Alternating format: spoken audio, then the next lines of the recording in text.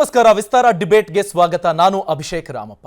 ರಾಹುಲ್ಗೆ ಸಂಕಷ್ಟ ಯಾಕೆ ಈ ವಿಚಾರ ಅಂದ್ರೆ ಸೂರತ್ನ ನ್ಯಾಯಾಲಯ 2 ವರ್ಷ ಜೈಲು ಶಿಕ್ಷೆಯನ್ನು ವಿಧಿಸಿತು. 2019ರಲ್ಲಿ ಯಾಕೆ ಕಳ್ಳರೆಲ್ಲ ಮೋದಿ ಅನ್ನೋ ಸರ್ನೇಮ್ ಅನ್ನು ಇಟ್ಕೊಂಡಿದ್ದಾರೆ ಅನ್ನೋದ್ರ ಬಗ್ಗೆ ರಾಹುಲ್ ಗಾಂಧಿ ಪ್ರಸ್ತಾಪ ಮಾಡಿದ್ರು. ಅದು ಕೋಲಾರದಲ್ಲಿ ನಿಂತು ಮಾತಾಡಿದ್ದು. ಈಗ 2 ವರ್ಷದ ಜೈಲು ಶಿಕ್ಷೆ ತೀರ್ಪು ಬಂದ ನಂತರದಲ್ಲಿ 35 ನಿಮಿಷದಲ್ಲಿ ಅವರಿಗೆ ಜಾಮೀನು ಕೂಡ ಸಿಕ್ಕಿದೆ. 30 ದಿನಗಳ ಟೈಮ್ ಕೂಡ ಇದೆ. ಅವರು ಬೇರೆ ಕೋರ್ಟ್ನಲ್ಲಿ ಮೇಲ್ ಹಂತದ ಕೋರ್ಟ್ನಲ್ಲಿ ಪ್ರಶ್ನೆ ಮಾಡೋದಕ್ಕೆ ಅವಕಾಶ ಇದೆ. ಆದರೆ ಇಲ್ಲಿ ಪ್ರಶ್ನೆಗಳು ಹುಟ್ಕೊಳ್ತಾ ಇರೋದು ಯಾಕೆ ಈ ಟೈಮ್ನಲ್ಲೇ ಅಂತ ಅಗೈನ್ ಕ್ವೆಶ್ಚನ್ ಮಾಡ್ತಿದ್ದಾರೆ. ಷಡ್ಯಂತ್ರ ಅಂತ ಹೇಳಲಾಗ್ತಾ ಇದೆ. ಈ ರಾಜಕಾರಣಿಗಳು ಕೊಡುವಂಥ ಹೇಳಿಕೆಗಳನ್ನು, ಪ್ರತಿ ಪಕ್ಷದ ಹೇಳಿಕೆಗಳನ್ನು ನೀವು ತುಲನೆ ಮಾಡ್ತಾ ಹೋದರೆ ಕ್ರಿಮಿನಲ್ ಡಿಫೆಮೇಷನ್ಗೆ ಪ್ರತಿ ಪಕ್ಷದಲ್ಲೂ 100 ಜನ ಸಿಗ್ತಾರೆ ಈ ಥರದ ಹೇಳಿಕೆಗಳನ್ನು ಕೊಟ್ಟಿರೋರು. ಹಾಗಾದರೆ ಇದರ ಇಂಪ್ಯಾಕ್ಟ್ ಏನು? ಸಂಸತ್ ಸದಸ್ಯತ್ವದ ಮೇಲೆ ಇದು ಪ್ರಭಾವ ಬೀರುತ್ತಾ? ಯಾವ ರೀತಿಯಾಗಿ ಇದು ಈ ಎಲೆಕ್ಷನ್ಗೆ ತಯಾರಿ ಮಾಡ್ಕೊಳ್ತಿರುವಂಥ ಈ ಸಂದರ್ಭದಲ್ಲಿ ರಾಜ್ಯದಲ್ಲಿ ಇಂಪ್ಯಾಕ್ಟ್ ಮಾಡ್ಬೋದು? ಈ ಎಲ್ಲದರ ಬಗ್ಗೆ ಡಿಸ್ಕಸ್ ಮಾಡೋಣ. 2019ರಲ್ಲಿ ದಾಖಲಾದ ಮಾನನಷ್ಟ ಮೊಕದ್ದಮೆ ಪ್ರಕರಣದಲ್ಲಿ ಕಾಂಗ್ರೆಸ್ ನಾಯಕ ರಾಹುಲ್ ಗಾಂಧಿಗೆ 2 ವರ್ಷ ಶಿಕ್ಷೆಯಾಗಿದೆ. ಇದರಿಂದ ಅವರು ವಯನಾಡು ಕ್ಷೇತ್ರದ ಸಂಸದ ಸ್ಥಾನಕ್ಕೂ ಸಂಚಕಾರವನ್ನು ತಂದುಕೊಳ್ತಾರಾ ಅನ್ನೋ ಪ್ರಶ್ನೆ ಇದೆ. ಬಟ್ ಈ ಹಿಂದಿನ ಕೋರ್ಟ್ ಅಬ್ಸರ್ವೇಷನ್ಸ್ ಅನ್ನು ಗಮನಿಸಿದರೆ ಕೆಲ ಬೆಳವಣಿಗೆಗಳಾಗಿವೆ. ಅದರ ಬಗ್ಗೆ ಡೀಟೇಲ್ ಆಗಿ ತಿಳ್ಕೊಳ್ಳೋಣ. ಜನಪ್ರತಿನಿಧಿಗಳ ಕಾಯ್ದೆ 1951ರ ಪ್ರಕಾರ 2 ವರ್ಷ ಹಾಗೂ ಅದಕ್ಕಿಂತ ಹೆಚ್ಚು ಶಿಕ್ಷೆ ಪಡೆದ ಜನಪ್ರತಿನಿಧಿಗಳು ಅನರ್ಹರಾಗ್ತಾರೆ ಅಂತ. ಮೇಲ್ಮನವಿ ಸಲ್ಲಿಸಿ ಮೇಲಿನ ಕೋರ್ಟ್ ಈ ತೀರ್ಪಿಗೆ ತಡೆಯಾಜ್ಞೆಯನ್ನು ನೀಡದೇ ಹೋದರೆ ರಾಹುಲ್ ಗಾಂಧಿ ಸಂಸದ ಸ್ಥಾನ ಕಳೆದುಕೊಳ್ಳುವ ಸಾಧ್ಯತೆಗಳಿರುತ್ತವೆ. ಸದ್ಯಕ್ಕೆ ಸೂರತ್ ಕೋರ್ಟ್ ರಾಹುಲ್ ಗಾಂಧಿಗೆ ಜಾಮೀನನ್ನು ಮಂಜೂರು ಮಾಡಿದೆ. 30 ದಿನಗಳ ಸಮಯಾವಕಾಶ ನೀಡಿದೆ. ಅಷ್ಟರ ಒಳಗಾಗಿ ಮೇಲ್ಮನವಿಯನ್ನು ಸಲ್ಲಿಸುವುದಕ್ಕೆ ಸೂಚನೆಯನ್ನು ನೀಡಿದೆ. ಇನ್ನು ಶಿಕ್ಷೆ ಪ್ರಕಟ ಸಂಬಂಧ ರಾಹುಲ್ ಪ್ರತಿಕ್ರಿಯೆ ನೀಡಿದ್ದು, ನಮ್ಮದು ಅಹಿಂಸೆಯ ಪರ ಧ್ವನಿ ಅಂದಿದ್ದಾರೆ.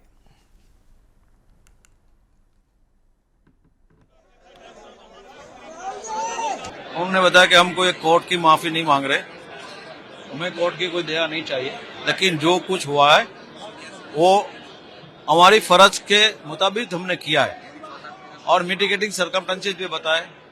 और उसके बाद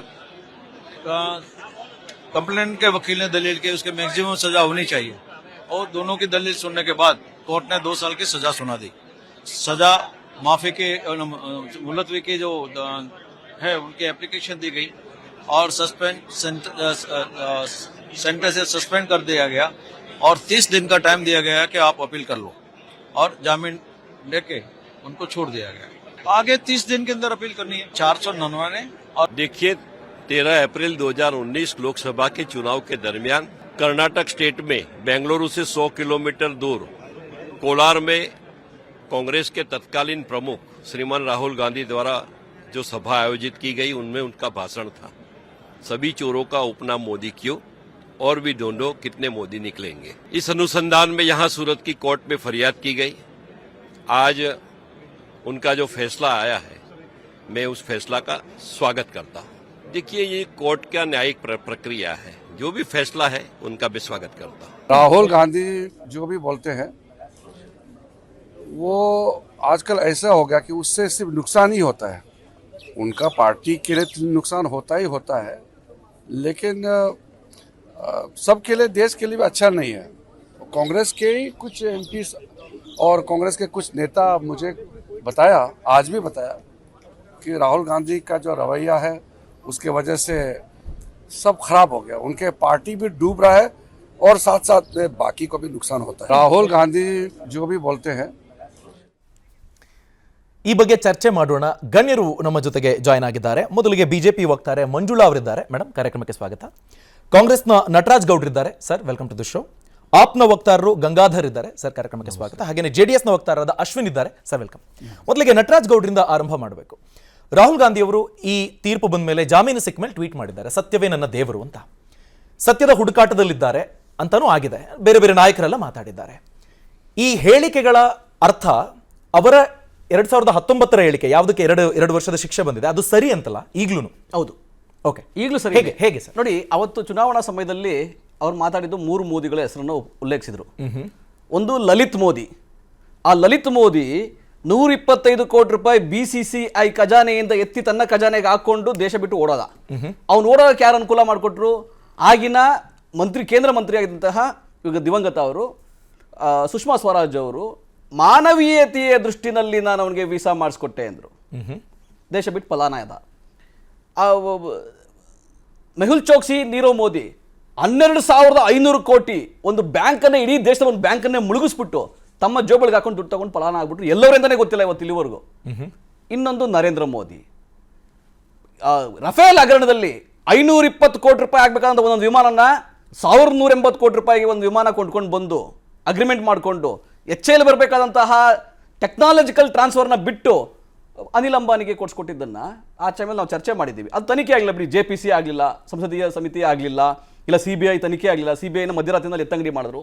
ಆ ನಿಟ್ಟಿನಲ್ಲಿ ಈ ಮೋದಿಯನ್ನವರೆಲ್ಲ ಯಾಕೆ ಕಳ್ಳರಾಗಿದ್ದಾರೆ ಅಂತ ಹೇಳಿ ಸ್ಪಷ್ಟವಾಗಿ ಆ 3 ಜನಕ್ಕೆ ಹೇಳಿದ್ದಂಥದ್ದು. ಇವತ್ತು ಕೂಡ ಅದು ಬದ್ದಾನೆ. ಅದನ್ನ ಏನು ಇವತ್ತು ನಾವು ಅದನ್ನ ಹಿಂದೆ ಹೋಗುವಂತ ಪ್ರಶ್ನೆ ಇಲ್ಲ. ಆ ಹೇಳಿಕೆ ಹೇಗಿತ್ತು ಅಂತಂದ್ರೆ ಕಳ್ಳರಿಗೆ ಯಾಕೆ ಸರ್ನೇಮ್ ಮೋದಿ ಅಂತಿರುತ್ತೆ, ಹಂಗಿತ್ತು. ಕರೆಕ್ಟ್. ಈ ಮೂವರು ಅಂತ ಇರ್ಲಿಲ್ಲ. ಈಗ ನಾವು ಚರ್ಚೆ ಮಾಡ್ತಾ ಇರೋದು ಈ 3 ಜನನೇ. ಈಗ ಆಯ್ತು, ನಾವು ಮಾತಾಡ್ತಾ ಇರೋದೇ 3 ಜನದ ಮೇಲೆ. ಈ ದೇಶವನ್ನ ಲೂಟಿ ಹೊಡಿತಾ ಇರೋದೇ ಇದೇ 3 ಜನ ಅಂತ ನಾವು ಮಾತಾಡ್ತಾ ಇರ್ಬೇಕಾದ್ರೆ ಪ್ರಧಾನಮಂತ್ರಿ ನರೇಂದ್ರ ಮೋದಿ ಅವರು ಜವಾಬ್ದಾರಿ ಇದೆಯಲ್ಲ, ಇದನ್ನ ಒಪ್ಕೊಳ್ಳೋಕ್ ಸಾಧ್ಯ ಇಲ್ಲ. ರಫೇಲ್ ವಿಷಯದಲ್ಲಿ ಸುಪ್ರೀಂ ಕೋರ್ಟಿಗೆ ಹೋಗಿ ಕಪಾಳ ಮೋಕ್ಷ ಆಗಿ ಅಪಲೈಸೇಷನ್ ಪತ್ರಗಳನ್ನ ಕೊಟ್ಟು ವಾಪಸ್ ಬರುವಂತ ಜನ ಇವತ್ತು ಲಜ್ಜೆಗೆಟ್ಟು ಮಾತಾಡ್ತಾರೆ. ಯಾವ ಆಧಾರದಲ್ಲಿ ಮಾತಾಡ್ತಾರೆ? ರಫೇಲ್ ಪ್ರೂವ್ ಮಾಡ್ಬೇಕಿತ್ತು ಸುಪ್ರೀಂ ಕೋರ್ಟ್ಗೆ ಹೋದ್ಮೇಲೆ. ಇಲ್ಲ ಅಂದ್ಮೇಲೆ ಯಾವ ಮುಖ ಇಟ್ಕೊಂಡು ಮಾತಾಡ್ತಾರೆ ಕಾಂಗ್ರೆಸ್ನವರು? ಮತ್ತೆ ಸುಷ್ಮಾ ಸ್ವರಾಜ್ ಅಂತಹ ಒಬ್ಬ ಧೀಮಂತ ಮಹಿಳೆ ಇಡೀ ಜಗತ್ತಲ್ಲಿ ಒಂದು ವಿದೇಶಾಂಗ ನೀತಿಯಲ್ಲಿ ಒಬ್ಬ ವಿದೇಶಾಂಗ ಮಹಿಳೆಯಾಗಿ ಯಶಸ್ವಿಯಾಗಿ ಕೆಲಸ ಮಾಡ್ತಾರೆ. ಇವತ್ತು ಇವರು ಕಾಂಗ್ರೆಸ್ ಸರ್ಕಾರದಲ್ಲಿ ಇಡೀ ದೇಶವನ್ನ ಮುಳುಗಿಸಿರುವಂಥವ್ರು. ವಿಜಯ ಮಲ್ಯ ಲಕ್ಷಾಂತರ ಜನ ಇವತ್ತು ಯಾರ್ಯಾರು ಬ್ಯಾಂಕ್ಗಳನ್ನು ಲೂಟಿ ಮಾಡಿ ಎಲ್ಲ ವಿದೇಶದ ಆಶ್ರಯ ಪಡ್ಕೊಂಡ್ರು. ಕಾಂಗ್ರೆಸ್ ಅವರಿಗೆ ಕೋರ್ಟ್ ಚೀಮಾರಿ ಹಾಕಿದ್ರು, ದೇಶದ ಜನ ಓಡಿಸಿದ್ರು ಲಜ್ಜೆಗೆಟ್ಟು ಮಾತಾಡ್ತಾರೆ. ಮೋದಿ ಅನ್ನೋ ವಿಷಯವನ್ನ ಮಾತಾಡಿದಾಗ ಒಂದು ಸಮುದಾಯವನ್ನ ಇವರು ಅಟ್ಯಾಕ್ ಮಾಡ್ತಾರೆ. ಅದನ್ನ ಅವರಲ್ಲಿ ಪ್ರಶ್ನೆ ಮಾಡಿದ್ದಾರೆ ಗುಜರಾತ್ ಅಲ್ಲಿ. ಈ ರೀತಿ ನಾಚಿಕೆಗೆಟ್ಟು ಮಾತಾಡೋದು ನಾನು ಖಂಡಿಸ್ತೀನಿ. ಒಂದು ಲಿಮಿಟೇಷನ್ ಇರಬೇಕು, ಒಬ್ರನ್ನ ಕಂಡೆಮ್ ಮಾಡಬೇಕು. ಈ ತರ ಬೇಜವಾಬ್ದಾರಿ ಮತ್ತು ಅಪ್ರಬುದ್ಧತೆಯಿಂದಲೇ ಸುಪ್ರೀಂ ಕೋರ್ಟ್ ಮಾಡಿದೆ. ಸಂಸತ್ತಿನ ಪಲಾಯನ ಮಾಡೋರು ಯಾರು? ಜಾಯಿಂಟ್ ಪಾರ್ಲಿಮೆಂಟರಿ ಕಮಿಟಿ ಮಾಡಕ್ಕೆ ಯೋಗ್ಯತೆ ಇಲ್ಲದವರು ಯಾರು? ಸಿಬಿಐ ತನಿಖೆ ಮಾಡಲಿಕ್ಕೆ don't cross your limits. I know my limits. You know your limits. You know your limits. ಭಾಷೆನೂ ಗೊತ್ತಿದೆ, ಮಾತು ಗೊತ್ತಿದೆ. ನೀವು ನಿಮ್ಮ ಒಬ್ಬರು ಮಾತಾಡಿ. ಸುಪ್ರೀಂ ಕೋರ್ಟ್ಗೆ ಯಾಕೆ ಹೋಗಿದ್ದೀರಿ? ಸುಪ್ರೀಂ ಕೋರ್ಟ್ ಅಲ್ಲಿ ಡಿಫೀಟ್ ಆದ್ರೆ ಯಾಕೆ ಮಾತಾಡೋದು? ಕಾಂಗ್ರೆಸ್ ಪಾರ್ಟಿ ಏನ್ ಬೇಕಾದ್ರೂ ಮಾತಾಡಬಹುದಾ? ಸುಪ್ರೀಂ ಕೋರ್ಟ್ ಅಲ್ಲಿ ತೀರ್ಮಾನ ಆದ್ಮೇಲೆ ಏನ್ ಬೇಕಾದ್ರೂ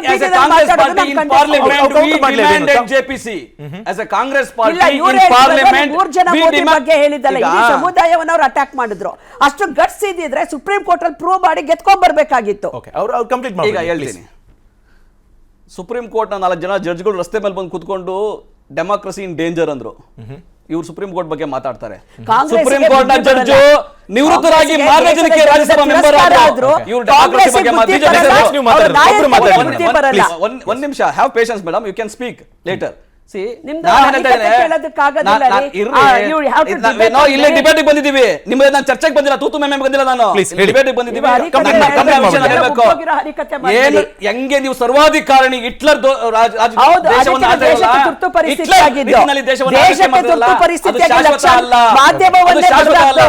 ಕಾನ್ಸ್ಟಿಟ್ಯೂಷನ್ ಇದೆಯಲ್ಲ, ಇದು ಡೆಮಾಕ್ರಸಿ ಇದೆಯಲ್ಲ, ಇದು ಉಳಿತದೆ. ನೀವೇನೇ ಮಾಡಿ ಏನೇ ತುಳಿವಿ ನೀವು, ಇದು ಉಳಿತದೆ. ಇವಾಗ ತಾತ್ಕಾಲಿಕವಾಗಿ ನಿಮ್ಗೆ ಏಳಿಗೆ ಆಗಿದೆ ಅಷ್ಟೇ ಹೊರತು ಡೆಮಾಕ್ರೆಟಿಕ್ ವ್ಯಾಲ್ಯೂಸ್ ನಿಮ್ಮ ಹತ್ರ ಇದೆ ಅಂತ ಅಲ್ಲ. ನೀವು ಕಾನ್ಸ್ಟಿಟ್ಯೂಷನ್ ರೆಸ್ಪೆಕ್ಟ್ ಕೊಡ್ತೀರಾ ಅಂತ ಅಲ್ಲ. ಕಾನ್ಸ್ಟಿಟ್ಯೂಷನ್ ಬದಲಾವಣೆ ಮಾಡಕ್ಕೆ ಬಂದಿರೋದು, ಡೆಮಾಕ್ರಸಿ ಅಳಿಸಲಿಕ್ಕೆ ಬಂದಿರೋದು. ನೀವು ಸರ್ವಾಧಿಕಾರಿ ಧೋರಣೆಯಿಂದ ದೇಶವನ್ನು ನಡೆಸ್ತಾ ಇದ್ದೀರಾ ಅಷ್ಟೇ ಹೊರತು ಅದನ್ನ ಇಡೀ ದೇಶ ನೋಡ್ತಾ ಇದೆ. ಇದು ಬಾರ್ಟರ್ ವ್ಯವಸ್ಥೆ ಅಲ್ಲ. ನೀವು ನನಗೇನೋ ಒಂದು ಮಾಡ್ಕೊಡಿ, ನಾನು ನಿಮ್ಗೆ ರಾಜ್ಯಸಭಾ ಮೆಂಬರ್ ಕೊಡ್ತೀನಿ, ನಾನು ನಿಮ್ಗೆ ಗವರ್ನರ್ ಕೊಡ್ತೀನಿ ಅಂತ ಸುಪ್ರೀಂ ಕೋರ್ಟ್ ಜಡ್ಜ್ಗಳು ಕೊಡೋದು ವಿಷಯ ಅಲ್ಲ ಇದು. ಒಂದು ಸ್ಪಷ್ಟವಾಗಿ ಏನ್ ಹೇಳ್ಬೇಕಾಗಿದೆ ಅಭಿಷೇಕ್ ಅಂದ್ರೆ, ಯಾರು ತನಿಖೆ, ಈಗ ಯಾರು ದೂರದಾರರು, ನರೇಂದ್ರ ಮೋದಿ ಅವರು ದೂರದಾರ ಆಗಿದ್ರೆ ನಮ್ಗೇನು ಯೋಚನೆ ಇರಲಿಲ್ಲ. ಯಾಕೆ ನರೇಂದ್ರ ಮೋದಿಗೆ ಅವ್ರು ನೇರ ಅಂದಿದ್ದು ಚೌಕಿದಾರ್ ಚೋರ್ ಹೈ ಅಂತ, ನೀನೇ ಕಾವಲುಗಾರನೇ ಕಳ್ಳ ಅಂತ. ಸರ್, ಈಗ ನನ್ನ ಪ್ರಶ್ನೆ ಏನಪ್ಪಾ ಅಂದ್ರೆ, ಈಗ ಒಂದು ನಿಮಿಷ, ಈಗ ಒಂದು ಸರ್ನೇಮ್ ಅನ್ನ ಹೇಳಿ ಈ ಸರ್ನೇಮ್ ಇರುವಂತವ್ರು ಕಳ್ಳರು ಅಂತ ಹೇಳಿದ್ರೆ ಆ ಸಮುದಾಯಕ್ಕೆ ನೋವು ಆಗುತ್ತಾ ಇಲ್ವಾ? ಈಗ ಅವ್ರ ಅಂತಾರೆ ನಾನು ಯಾರಿಗೂ ನೋವು ಮಾಡೋ ಇಂಟೆನ್ಷನ್ ಇರಲಿಲ್ಲ ಅಂತ. ಈಗ ಒಂದು ವೆರಿ ಸಿಂಪಲ್. ಈಗ ನೋಡಿ, we are discussing only 3 people. ಈಗ ನಿಮ್ಮ ಪರ್ಸ್ಪೆಕ್ಟಿವ್ ಪಾರ್ಲಿಮೆಂಟ್ ಅಲ್ಲಿ ಕೂಡ ಹೇಳಿಕೆ ಕೊಟ್ಟಿರುವಂತದ್ದು ಇದು. ಇದೇ ಹೇಳಿಕೆಯನ್ನ ಪಾರ್ಲಿಮೆಂಟ್ ಅಲ್ಲಿ ಕೂಡ ಕೊಟ್ಟಿದ್ದಾರೆ ರಾಹುಲ್ ಗಾಂಧಿ ಅವರು. ಆಯ್ತಾ? ಅದೇ ಹೇಳಿಕೆಯನ್ನ ಅದೇ ಚುನಾವಣೆಯಲ್ಲಿ ಸುಮಾರು 100 ಬಾರಿ ಕೊಟ್ಟಿದ್ದಾರೆ. ನರೇಂದ್ರ ಮೋದಿ ಸ್ಪೆಸಿಫಿಕ್ ಆಗಿ ಹೇಳಿದ್ದಾರೆ. ಆದ್ರೆ ನರೇಂದ್ರ ಮೋದಿ ಅವರು ಕಂಪ್ಲೇಂಟ್ ಕೊಡಲ್ಲ. ಓಕೆ, ಅವ್ರಿಗೆ ಬೇಕು ತಾಕತ್ತು, ಧೈರ್ಯ, ಅವ್ರಿಗೆ ನರೇಂದ್ರ ಮೋದಿ ಅವ್ರಿಗೆ ಬೇಕು. ಅದು ಬಿಟ್ಬಿಟ್ಟು ಇದು ನೋಡಿ ಪ್ರೊಸೀಡಿಂಗ್ಸ್ ತಪ್ಪಾಗಿದೆ. ಈ ಕೇಸ್ ಮುಂಚೆಯಿಂದ ಸುಪ್ರೀಂ ಕೋರ್ಟ್ ಇದೆ, ಹೋಗ್ತೀವಿ. You are not supreme, BJP is not supreme, Narendra Modi is not supreme. Constitution ಇದೆ, ಕಾನ್ಸ್ಟಿಟ್ಯೂಷನ್ ಇದೆ. Then why ಇವತ್ತು ರಾಹುಲ್ ಗಾಂಧಿ ಅವರು ಹೇಳಿಕೆ ಕೊಡ್ಬೇಕಾ? 1 ಡಜನ್ ಮಂತ್ರಿಗಳು, ಬಿಜೆಪಿ ಮಂತ್ರಿಗಳು ಬಂದು ರಸ್ತೆ ನಿಂತ್ಕೊಂಡು ಬಾಯಿ ಬಿಡ್ಕೋತಾ ಇದ್ದಾರೆ. ನಮ್ದೇನಿಲ್ಲ ಇದು. ನಮ್ಗೆ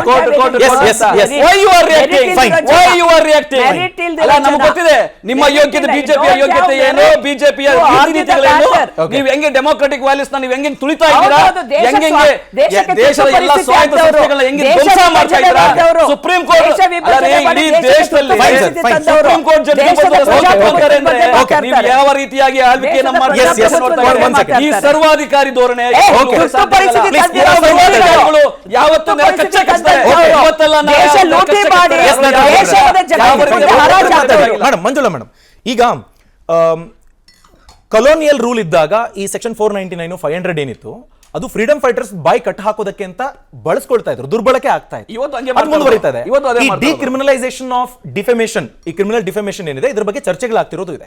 ಈಗ ರಾಹುಲ್ ಗಾಂಧಿ ಅವರು ವಿದೇಶದಲ್ಲಿ ನಿಂತು ಮಾತಾಡಿದ್ರ ಬಗ್ಗೆ ಎಷ್ಟೆಲ್ಲ ಪಾರ್ಲಿಮೆಂಟ್ ನಲ್ಲಿ ಹಲ್ಲಬೋಲ ಆಯ್ತಲ್ಲ. ನರೇಂದ್ರ ಮೋದಿ ಅವರು ನಿಂತ್ಕೊಂಡು ಒಂದ್ಸತಿ ಮಾತಾಡಿದ್ರು, ನಾನು ಏನ್ ಪಾಪ ಮಾಡಿದ್ನೋ ಹಿಂದೂಸ್ತಾನಲ್ಲಿ ಹುಟ್ಟೋದಕ್ಕೆ ಅಂತ ಜನ ಅಂದ್ಕೊಳ್ತಿದ್ದಾರೆ, ಇದು ಒಂದು ದೇಶನ ಅಂತ. ಸೊ ನೀವು ಅದನ್ನು ಮೆರಿಟ್ ನಲ್ಲಿ ನೋಡಿದ್ರೆ ಈ ತರದ ಡಿಫೆಮೇಷನ್ ಏನು ಅವಕಾಶಗಳಿದ್ದಾವಲ್ವಾ, ಅದನ್ನ ಹೆಂಗ್ ಬೇಕಾದ್ರೂ ಬಳಸ್ಕೊಳ್ಬಹುದು ಒಂದು ಸರ್ಕಾರ. ನೋಡಿ, ಇಲ್ಲಿ ಬಂದಿರುವಂಥದ್ದು ಪ್ಯೂರ್ಲಿ ಒಬ್ಬ ಇಂಡಿವಿಜುವಲ್ ಪೂರ್ಣೇಶ್ ಮೋದಿ ಅನ್ನುವ ಒಬ್ಬ ಶಾಸಕರು, ಮಾಜಿ ಸಚಿವರು ಹಾಕಿರೋ ಕೇಸು. ನೀವು ಇದನ್ನ ಕೋರ್ಟ್ ಅಲ್ಲೇ ಚಾಲೆಂಜ್ ಮಾಡಿ, ಕೋರ್ಟ್ ಅಲ್ಲೇನೆ ಅದನ್ನ ನೀವು ಆರ್ಗ್ಯುಮೆಂಟ್ ಮಾಡಿ, ನೀವು ಕೋರ್ಟ್ ಇಂದಾನೆ ಆನ್ಸರ್ ತಗೋಬೇಕಾಗತ್ತೆ. ನೀವು ಅದನ್ನು ಪಾರ್ಲಿಮೆಂಟ್ಗೂ ಇಲ್ಲ. ಒಂದ್ಸಲ ಒಂದು ಪ್ರಕರಣ ನ್ಯಾಯಾಲಯಕ್ಕೆ ಹೋದಾಗ ನ್ಯಾಯಾಲಯದ ಒಂದು ವ್ಯಾಪ್ತಿ ಒಳಗೆ ಏನು ವಕೀಲರು ಪ್ರೆಸೆಂಟ್ ಮಾಡ್ತಾರೆ, ನಿಮ್ಮ ಕ್ಲೈಂಟ್ಸ್ ಏನು ಕೊಡ್ತಾರೆ, ಆ ಮೆರಿಟ್ ಮೇಲೆ ಡಿಸೈಡ್ ಆಗುತ್ತೆ. ಅದನ್ನು ತೆಗೆದುಕೊಂಡ್ಬಂದು ಪಾರ್ಲಿಮೆಂಟು, ಅದನ್ನು ತೆಗೆದುಕೊಂಡ್ಬಂದು ಪೊಲಿಟಿಕಲ್ ಪಾರ್ಟಿ ಎಲ್ಲ ಮಿಕ್ಸ್ ಮಾಡಿದ್ರೆ you are questioning judiciary credibility. ನಿಮಗೆ ಇದ್ರೆ ಅದು ಚಾಲೆಂಜ್ ಮಾಡಿ. ನೀವೆಲ್ಲ ಚಾಲೆಂಜ್ ಮಾಡಿರೋದು ಸುಪ್ರೀಂ ಕೋರ್ಟ್ ಅಲ್ಲಿ ಎಲ್ಲ ಪ್ರಕರಣಗಳಲ್ಲೂ ಸೋತ್ಕೊಂಡ್ ಬಂದಿದ್ದೀರಾ.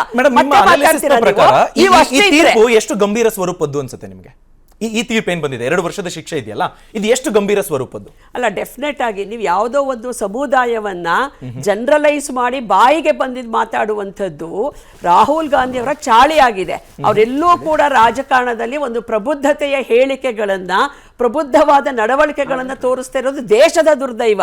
ಬರೀ ಕಾಂಗ್ರೆಸ್ ದುರ್ದೈವ ಅಲ್ಲ, ಅದು ನಮ್ಮ ದೇಶದ ದುರ್ದೈವ. ನಮ್ಮ ದೇಶದ ಒಂದು ವಿರೋಧ ಪಕ್ಷದಲ್ಲಿ ಇವತ್ತು ಅವ್ರಿಗೇನು ಇದು ಇಲ್ಲ ಬಿಡಿ, ವಿರೋಧ ಪಕ್ಷ ಸ್ಥಾನ ಇಲ್ಲ. ಆದ್ರೆ ವಿದೇಶಕ್ಕೆ ಹೋಗಿ, ಲಂಡನ್ ಅಲ್ಲಿ ಹೋಗಿ, ನಮ್ಮ ದೇಶದಲ್ಲಿ ಪ್ರಜಾಪ್ರಭುತ್ವ ಸಂಸ್ಥೆಗಳು ಅಪಾಯದಲ್ಲಿದೆ ಅಂತಾರೆ. ಸ್ವತಃ ಇವರ ಅಜ್ಜಿನ ದೇಶಕ್ಕೆ ತುರ್ತು ಪರಿಸ್ಥಿತಿ ಆಗದವರು ಅಲ್ಲೇ ಕೂತಂತಹ ಇಂದಿರಾ ಗಾಂಧಿ ಅವರ ಅಭಿಮಾನಿ ಅವರೇ ಎದ್ದು ನಿಲ್ತಾರೆ. ನೀನು ಇದೇ ಮಾತನ್ನ ಇಂದಿರಾ ಗಾಂಧಿ ಅವರು ಲಂಡನ್ಗೆ ಬಂದಾಗ ನನ್ನ ದೇಶದ ಬಗ್ಗೆ ಏನು ಮಾತಾಡಲ್ಲ ಅಂತ ಹೇಳಿ ದೇಶದ ಬಗ್ಗೆ ಟೀಕೆ ಮಾಡದೆ ಹೋದ್ರು, ನೀನು ಅವ್ರ ಮೊಮ್ಮಗಾಗಿ ಇವತ್ತು ಈ ದೇಶವನ್ನ ಇಲ್ಲಿ ಬಂದು ಟೀಕೆ ಮಾಡ್ತಾ ಇದೆಯಾ ಅಂತ ಹೇಳಿ ಚೀಮಾರಿ ಹಾಕಿ ಮಂಗಳಾರತಿ ಮಾಡಿ ಕಳಿಸ್ತಾರೆ.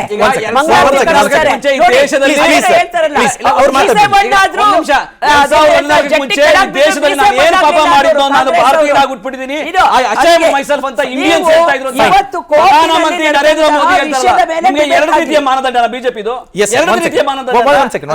ನರೇಂದ್ರ ಮೋದಿ ಅವರು ಹೇಳಿಕೆಗೆ ಹೇಳ್ತಾರೆ, ಕಂಡಮ್ ಮಾಡ್ತಾರೆ ಅವರು. ನರೇಂದ್ರ ಮೋದಿ ಚೀಮಾರಿ ಆಗ್ತಾರ ಇವರು. ನರೇಂದ್ರ ಮೋದಿ ಅವರು ಕ್ಷಮೆ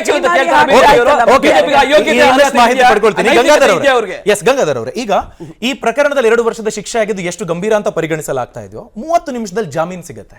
ಸೊ ಅದು ಪ್ರಶ್ನೆ ತರೋದು ಯಾಕಾಗಿ ಹೀಗೆ ಅಂತ. ಸೊ ಪ್ಲೀಸ್, ನೀವು ಲೀಗಲ್ ಪ್ರಾಕ್ಟೀಷನರ್ ಕೂಡ ಆಗಿರೋದ್ರಿಂದ ಇದ್ರ ಬಗ್ಗೆ ಎಷ್ಟು ಬೆಳಕನ್ನು ಚೆಲ್ಲಬಹುದು? ಒಂದು, ಇದರಲ್ಲಿ ಡಿಫಮೇಷನ್ ಕೇಸಲ್ಲಿ ಕನ್ವಿಕ್ಷನ್ ಆಗಿ ಅವರಿಗೆ ಪನಿಷ್ಮೆಂಟ್ ವಿಧಿಸಿದ ಮೇಲೆ ಬೇಲ್ ಸಿಗೋದು ಅದು ಸಹಜವಾದದ್ದೇ. There are many such cases where lot of people have got bale.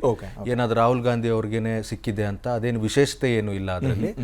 ಆಮೇಲೆ ಸಸ್ಪೆನ್ಷನ್ ಆಫ್ ಏನು ಸೆಂಟೆನ್ಸ್ನ 30 ದಿವಸ ಅದನ್ನ ಸಸ್ಪೆಂಡ್ ಮಾಡಿ ಅದ್ರ ಮಧ್ಯದಲ್ಲಿ ಅವರು ಹೈಯರ್ ಕೋರ್ಟ್ಸ್ಗೆ ಅಪೀಲ್ ಹೋಗ್ಲಿಕ್ಕೆ ಒಂದು ಆಸ್ಪದನೂ ಸಿಕ್ಕಿದೆ. ಸೊ ಇದು due course of law, I mean ಇದು ಪ್ರೊಸೀಜರಲ್ಲೇ ಇರುತ್ತೆ, ಹಾಗಾಗಿ ನಡೀತಾ ಇದೆ.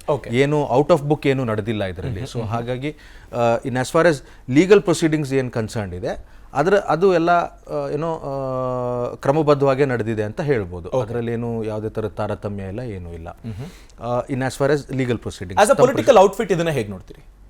ಆಸ್ ಅ ಪೊಲಿಟಿಕಲ್ ಔಟ್ಫಿಟ್ ಅಂತಂದರೆ ಈಗ ಎರಡು ರೀತಿ ಇದೆ, ಎರಡು ಡೈನಾಮಿಕ್ಸ್ ಇದೆ, ಎರಡು ಆಯಾಮಗಳಿದೆ ಇದರಲ್ಲಿ. ಒಂದು ಕಡೆಗೆ ಕಾಂಗ್ರೆಸ್ಸು ಮತ್ತು ರಾಹುಲ್ ಗಾಂಧಿ, ಇನ್ನೊಂದು ಕಡೆಗೆ ಪೂರ್ಣ ಏನು BJP ಇದೆ. First of all most serious ಅಂತಂದರೆ BJP ಅವ್ರ ಬಗ್ಗೆ ಮಾತಾಡಬೇಕಾಗತ್ತೆ. ಅವರ ಈ ಏನು ಅಪೋಸಿಷನ್ನ ರಾಜಕೀಯ ವಿರೋಧಿಗಳೇನಿದ್ದಾರೆ ಅವ್ರ ಧ್ವನಿನ ಅಡಗಿಸ್ಬಿಡೋದು, ಆಮೇಲೆ ಅವ್ರನ್ನ ಬಾಯಿಗೆ ಬಂದಾಗೆ ಹೀಯಾಳಿಸೋದು, ಆಮೇಲೆ ಅವ್ರದ್ದೊಂದು ಟ್ರೋಲ್ ಆರ್ಮಿ ಇದೆ, IT ಯೂಸ್ ಮಾಡಿ ಅವ್ರನ್ನ ಟ್ರೋಲ್ ಮಾಡೋದು, ಅದೊಂಥರ ಮಾನಸಿಕ ಹಿಂಸೆ ಕೊಡೋದು. ಅದಲ್ಲದೆ ಬೇರೆ ಇನ್ನೆಲ್ಲ ಸಾಂವಿಧಾನಿಕ ಏನು ಸ್ವಾಯತ್ತೆ ಇರುವಂಥ ಇನ್ಸ್ಟಿಟ್ಯೂಷನ್ಸ್ ಇದೆ, ED ಇರ್ಬೋದು, CBI ಇರ್ಬೋದು, IT ಇರ್ಬೋದು, ಇದನ್ನೆಲ್ಲ ಯೂಸ್ ಮಾಡಿಕೊಂಡು ಅವ್ರ ಮೇಲೆ ಕೇಸ್ ಹಾಕೋದು, ಪೊಲಿಟಿಕಲ್ ಅಪೋನೆಂಟ್ಸ್ ಮೇಲೆ. ಇದು ನಾವು ನೋಡ್ತಾನೆ ಇದ್ದೀವಿ. ಐ ಮೀನ್ 2014ರಿಂದ ಇಲ್ಲಿವರೆಗೂ ನಡೀತಾನೆ ಬಂದಿದೆ, ಇವತ್ತಲೂ ನಡೀತಾ ಇದೆ. ಇದು ಒಂದು ರೀತಿ ಏನಾಗುತ್ತೆ ಅಂತಂದರೆ, ಇವ್ರು ಹೇಗೆ ನೋಟನ್ನು ಅಮಾನ್ಯೀಕರಣ ಮಾಡಿದ್ರು ಹಾಗೆ ಇವರು ಇಲ್ಲಿ ಅಪೋಸಿಷನ್ನ ಅಮಾನ್ಯೀಕರಣಗೊಳಿಸ್ತಾ ಇದ್ದಾರೆ. They are delegitimising the opposition, which is very bad. ಅಂದ್ರೆ ಈಗ ಸರ್ ಬೇರೆ ಪ್ರಕರಣಗಳನ್ನ ಜನರಲೈಸ್ ಮಾಡಿ ನೋಡಿದಾಗ ಬೇರೆ ಇಂಪ್ಯಾಕ್ಟ್ ಅನ್ಸುತ್ತೆ, ಬಟ್ ಇದು ಸರ್ನೇಮ್ ಅಂತ ಬರುವಾಗ ಜನ ಅದನ್ನ ತುಂಬಾ ರೆಸ್ಪೆಕ್ಟ್ ಮಾಡೋ ಡೆಫಿನೆಟ್ಲಿ ಇರುತ್ತೆ. ಅಲ್ಲ ಒಂದ್ second, that was my question. ಈಗ ಮೋದಿ ಕಳ್ಳರ ಮುಂದೆ ಮೋದಿ ಅಂತ ಹೆಸರಿರುತ್ತೆ ಅಂತ ಹೇಳುವಾಗ that brings that sense of ಏನೋ ಒಂಥರ ಬೇಜಾರಾಗುವಂತ, ನೋವಾಗುವಂತ. ಇದು ಬೇರೆ ಒಂದು ಸಮುದಾಯವನ್ನ ಕುರಿತು ಕರ್ನಾಟಕದಲ್ಲಿ ಮಾತಾಡಿದಾಗ ಬೇಕಾದಷ್ಟು ಗಲಾಟೆ ಆಗಿದೆ. ಈಗ ಇದರಲ್ಲಿ ಏನಾಗಿದೆ ಅಂತಂದ್ರೆ, ಒಂದು ಮಾತ್ರ ಇದರಲ್ಲಿ ಸ್ಪಷ್ಟವಾಗಿದೆ, ಇದು ನರೇಂದ್ರ ಮೋದಿ ಅವ್ರ ಬಗ್ಗೆ ಪಿನ್ ಪಾಯಿಂಟ್ ಆಗಿ ಮಾತಾಡಿರೋದಕ್ಕೆ ಇದು ಇಷ್ಟು ಆಂಪ್ಲಿಫೈ ಆಗಿರೋದು. ಇದು ಈ ತರದ್ದು ಹಲವಾರು ಜನ ಡೈಲಿ ಬೈಕೊಳ್ತಾ ಇರ್ತಾರೆ. ಅವೆಲ್ಲ ಕೇಸ್ ಆಗಿದ್ಯಾ? ಅವೆಲ್ಲ ಕೋರ್ಟ್ ಮುಂದೆ ಬಂದಿದ್ಯಾ? ಇಲ್ಲ. It is because of Narendra Modi. That is all. That is the reason ಅದು ಆಂಪ್ಲಿಫೈ ಆಗಿರೋದು. ಇಲ್ಲ ಅಂತಂದ್ರೆ ಜನ ಕೇರೆ ಮಾಡೋದಿಲ್ಲ, ಯಾರು ಕೇರೆ ಮಾಡೋದಿಲ್ಲ. Please allow me to speak. You have your chance. Please understand. You allow me to speak. Please ಕೇಳಬೇಡಿ, ಸುಮ್ಮನೆ ನೋಡಿ. He has asked me a question, I have to talk. No. He has asked me a question, allow me to talk. Please, you interrupt ಮಾಡೋದನ್ನ ನಿಲ್ಲಿಸಿ sir. Please madam. Otherwise it does not make sense. ನೀವು court ಅಲ್ಲಿ ಕೋರ್ಟಿನ ಪ್ರೊಸೀಜರ್ಗೂ ವೇದಿಕೆಗೂ ಯಾಕೆ link ಮಾಡ್ತೀರಾ? ಎಲ್ಲರಿಗೂ equal opportunity ಸಿಗುತ್ತೆ. Please ನೀವು ಪ್ರಶ್ನೆ ಕೇಳಿದ್ಮೇಲೆ ಪ್ಲೀಸ್ hear me. ಆಗಲೇ ಇವರೆಲ್ಲ ಹೇಳಿದ ಜನಕ್ಕೆ ಮಿಸ್ಲೀಡ್ ಮಾಡಬಾರ್ದು. ನೀವು ಪ್ರಶ್ನೆ ಕೇಳಿದ ತಕ್ಷಣ ಅವ್ರು ಹೇಳಿದ್ದೆಲ್ಲ ಜನಕ್ಕೆ ಮಿಸ್ಲೀಡ್ ಆಗಬಾರ್ದು.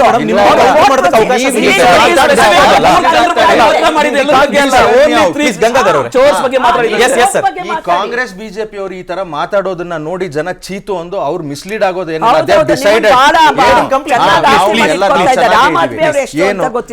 Fine ma'am, congratulations. ಏನಂತಂದ್ರೆ ಸೊ ಅದಕ್ಕಾಗಿ ಇದು ಆಂಪ್ಲಿಫೈ ಆಗಿರೋದು. ನರೇಂದ್ರ ಇದು ಯಾವ ಒಂದು ಸಮುದಾಯದ ಬಗ್ಗೆನೂ ಮಾತಾಡಿಲ್ಲ. ಅಂದ್ರೆ ಇದು ಯಾವ ಸಮುದಾಯದ ಬಗ್ಗೆ ಮಾತಾಡಿದ್ದಾರೆ ಅಲ್ಲಿ ರಾಹುಲ್ ಗಾಂಧಿ ಅನ್ಬೇಕು?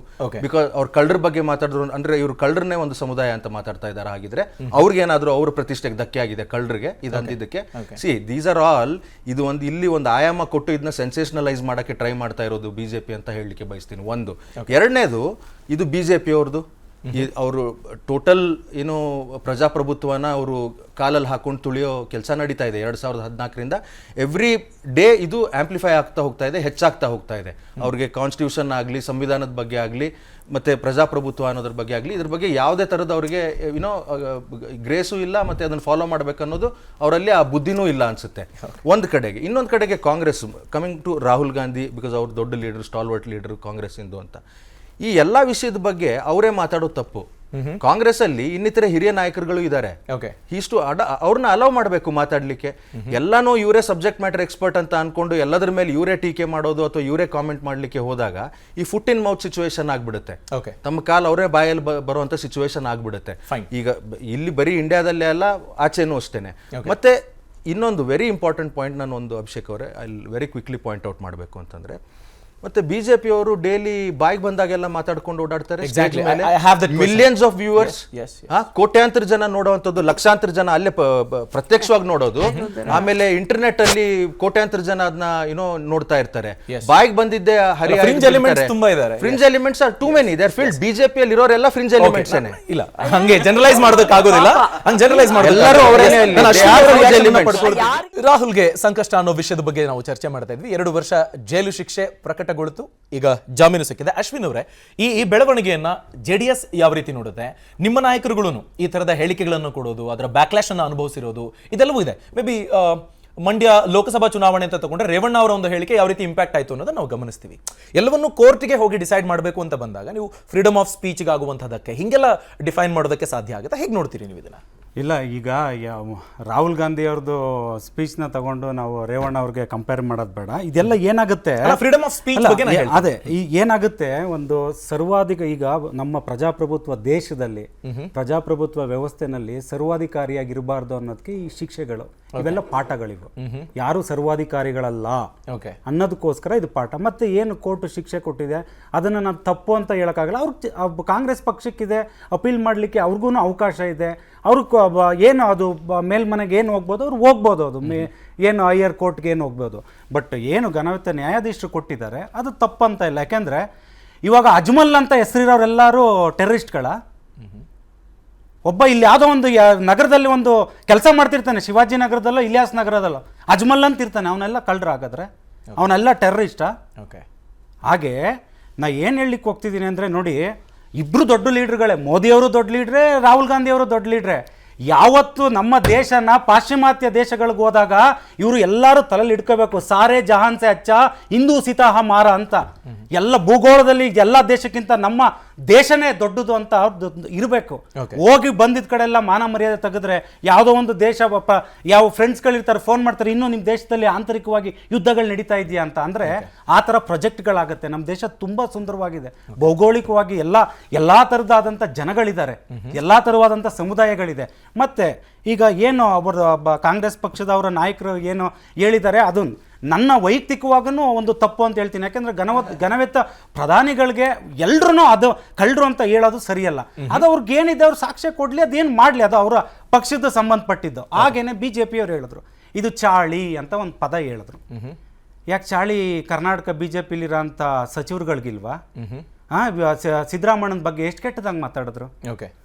ಅಲ್ಲಿ ಬಂದು ಅಲ್ಲಿರೋ ಒಂದು ಸಮುದಾಯನ ಹೊಡಿಬೇಕಂತೇಳಿ ಟಿಪ್ಪು ವರ್ಸಸ್ ಸಾರ್ವಾರ್ಕರ್ ತಂದರು, ಆಮೇಲೆ ಊರಿಗೌಡ ನಂಜೇಗೌಡ ತಂದರು. ನಾನು ಆ ಪದನ ಉಪಯೋಗಿಸಲ್ಲ. ಸಿದ್ದರಾಮಣ್ಣನಿಗೆ ಯಾವ ರೀತಿ ಹೇಳಿದ್ದಾರೆ ಅಂತ ಕಾಂಗ್ರೆಸ್ ಅವರು ಅದು ಆಕ್ಷನ್ ತಗೋಬೇಕು. ಯಾಕೆ ಈಶ್ವರಪ್ಪ ಅವ್ರು ಏನು ಹೇಳಿದ್ದಾರೆ, ನಾಲ್ಗೆ ಕಟ್ ಮಾಡಬೇಕು ಅಂತ ಹೇಳಿಲ್ವಾ? ಎಷ್ಟು ಜನ ಕಟ್ಟಿಲ್ಲ ಅವರು. ದಿನ ಬೆಳಿಗ್ಗೆ ಆದ್ರೆ ಕೋಮುವಾದಕ್ಕೆ ಒತ್ತು ಕೊಡ್ತಾರೆ, ಪುಷ್ಟಿ ಹಾಕ್ತಾರೆ, ಅದಕ್ಕೆ ಏನೇನು ಬೇಕು ನೀರು ಗೊಬ್ಬರ ಎಲ್ಲಾನು ಹಾಕ್ತಾರೆ. ಅವ್ರಿಗೆ ಚಾಳಿ ಇಲ್ವಾ?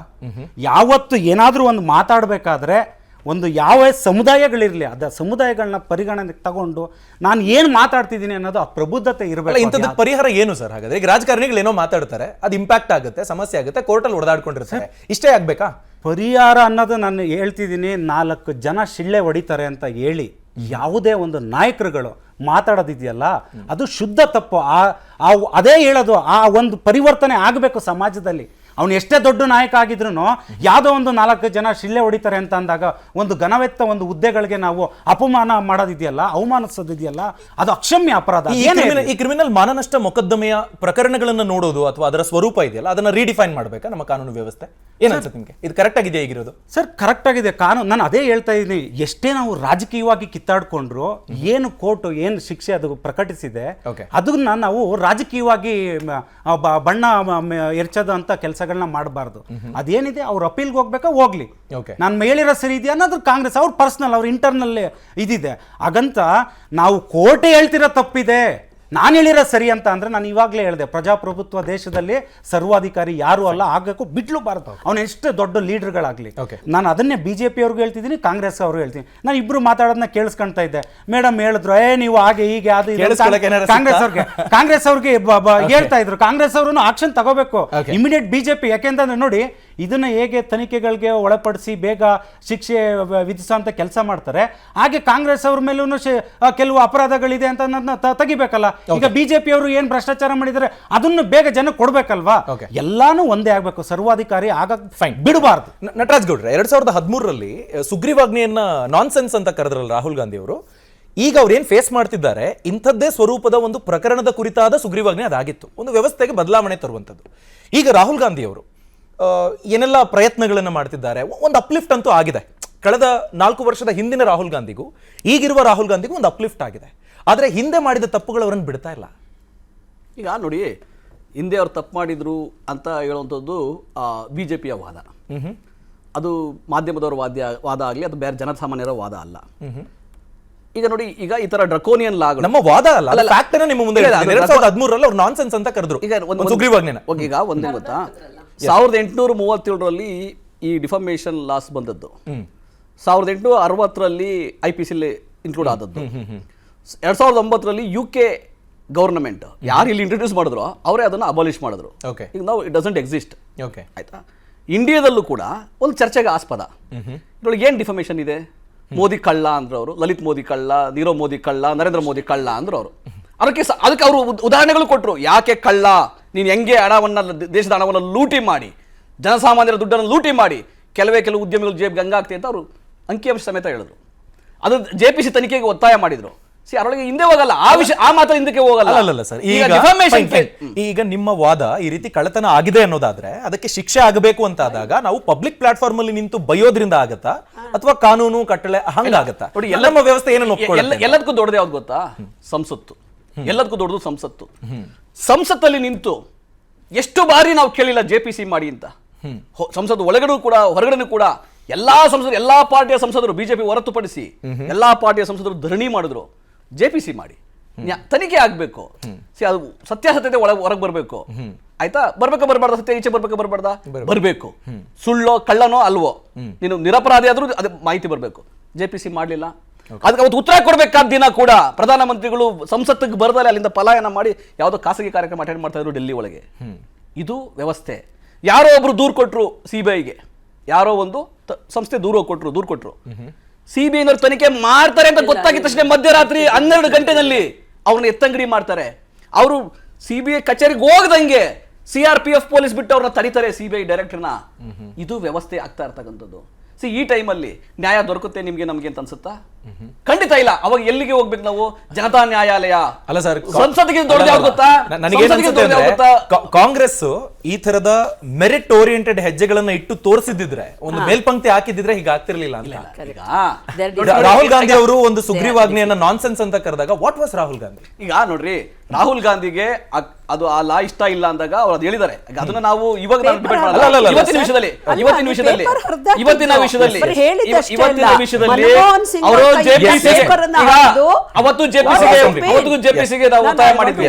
ಇವತ್ತು ಕೂಡ ಅದಾನಿ ವಿಷಯದಲ್ಲಿ ನಾವು ಹೇಳ್ತೀವಲ್ಲ, ಮೋದಿಗೆ ಇವತ್ತು ಕೂಡ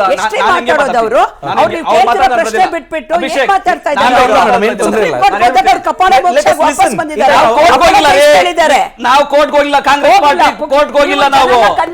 ನಾವು ಕಾಂಗ್ರೆಸ್ ಪಾರ್ಟಿ ಈ ದೇಶದ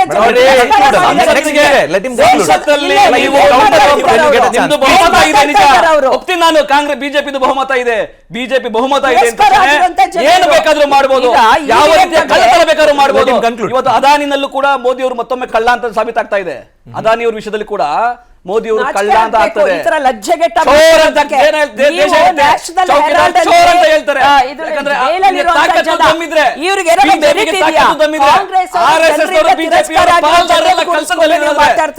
JPC ಮಾಡ್ಲೇಬೇಕಾಗ್ತದೆ. ಬಿಜೆಪಿಗೆ ನ್ಯಾಯದ ಮೇಲೆ ನಂಬಿಕೆ ಇದೆಯಾ?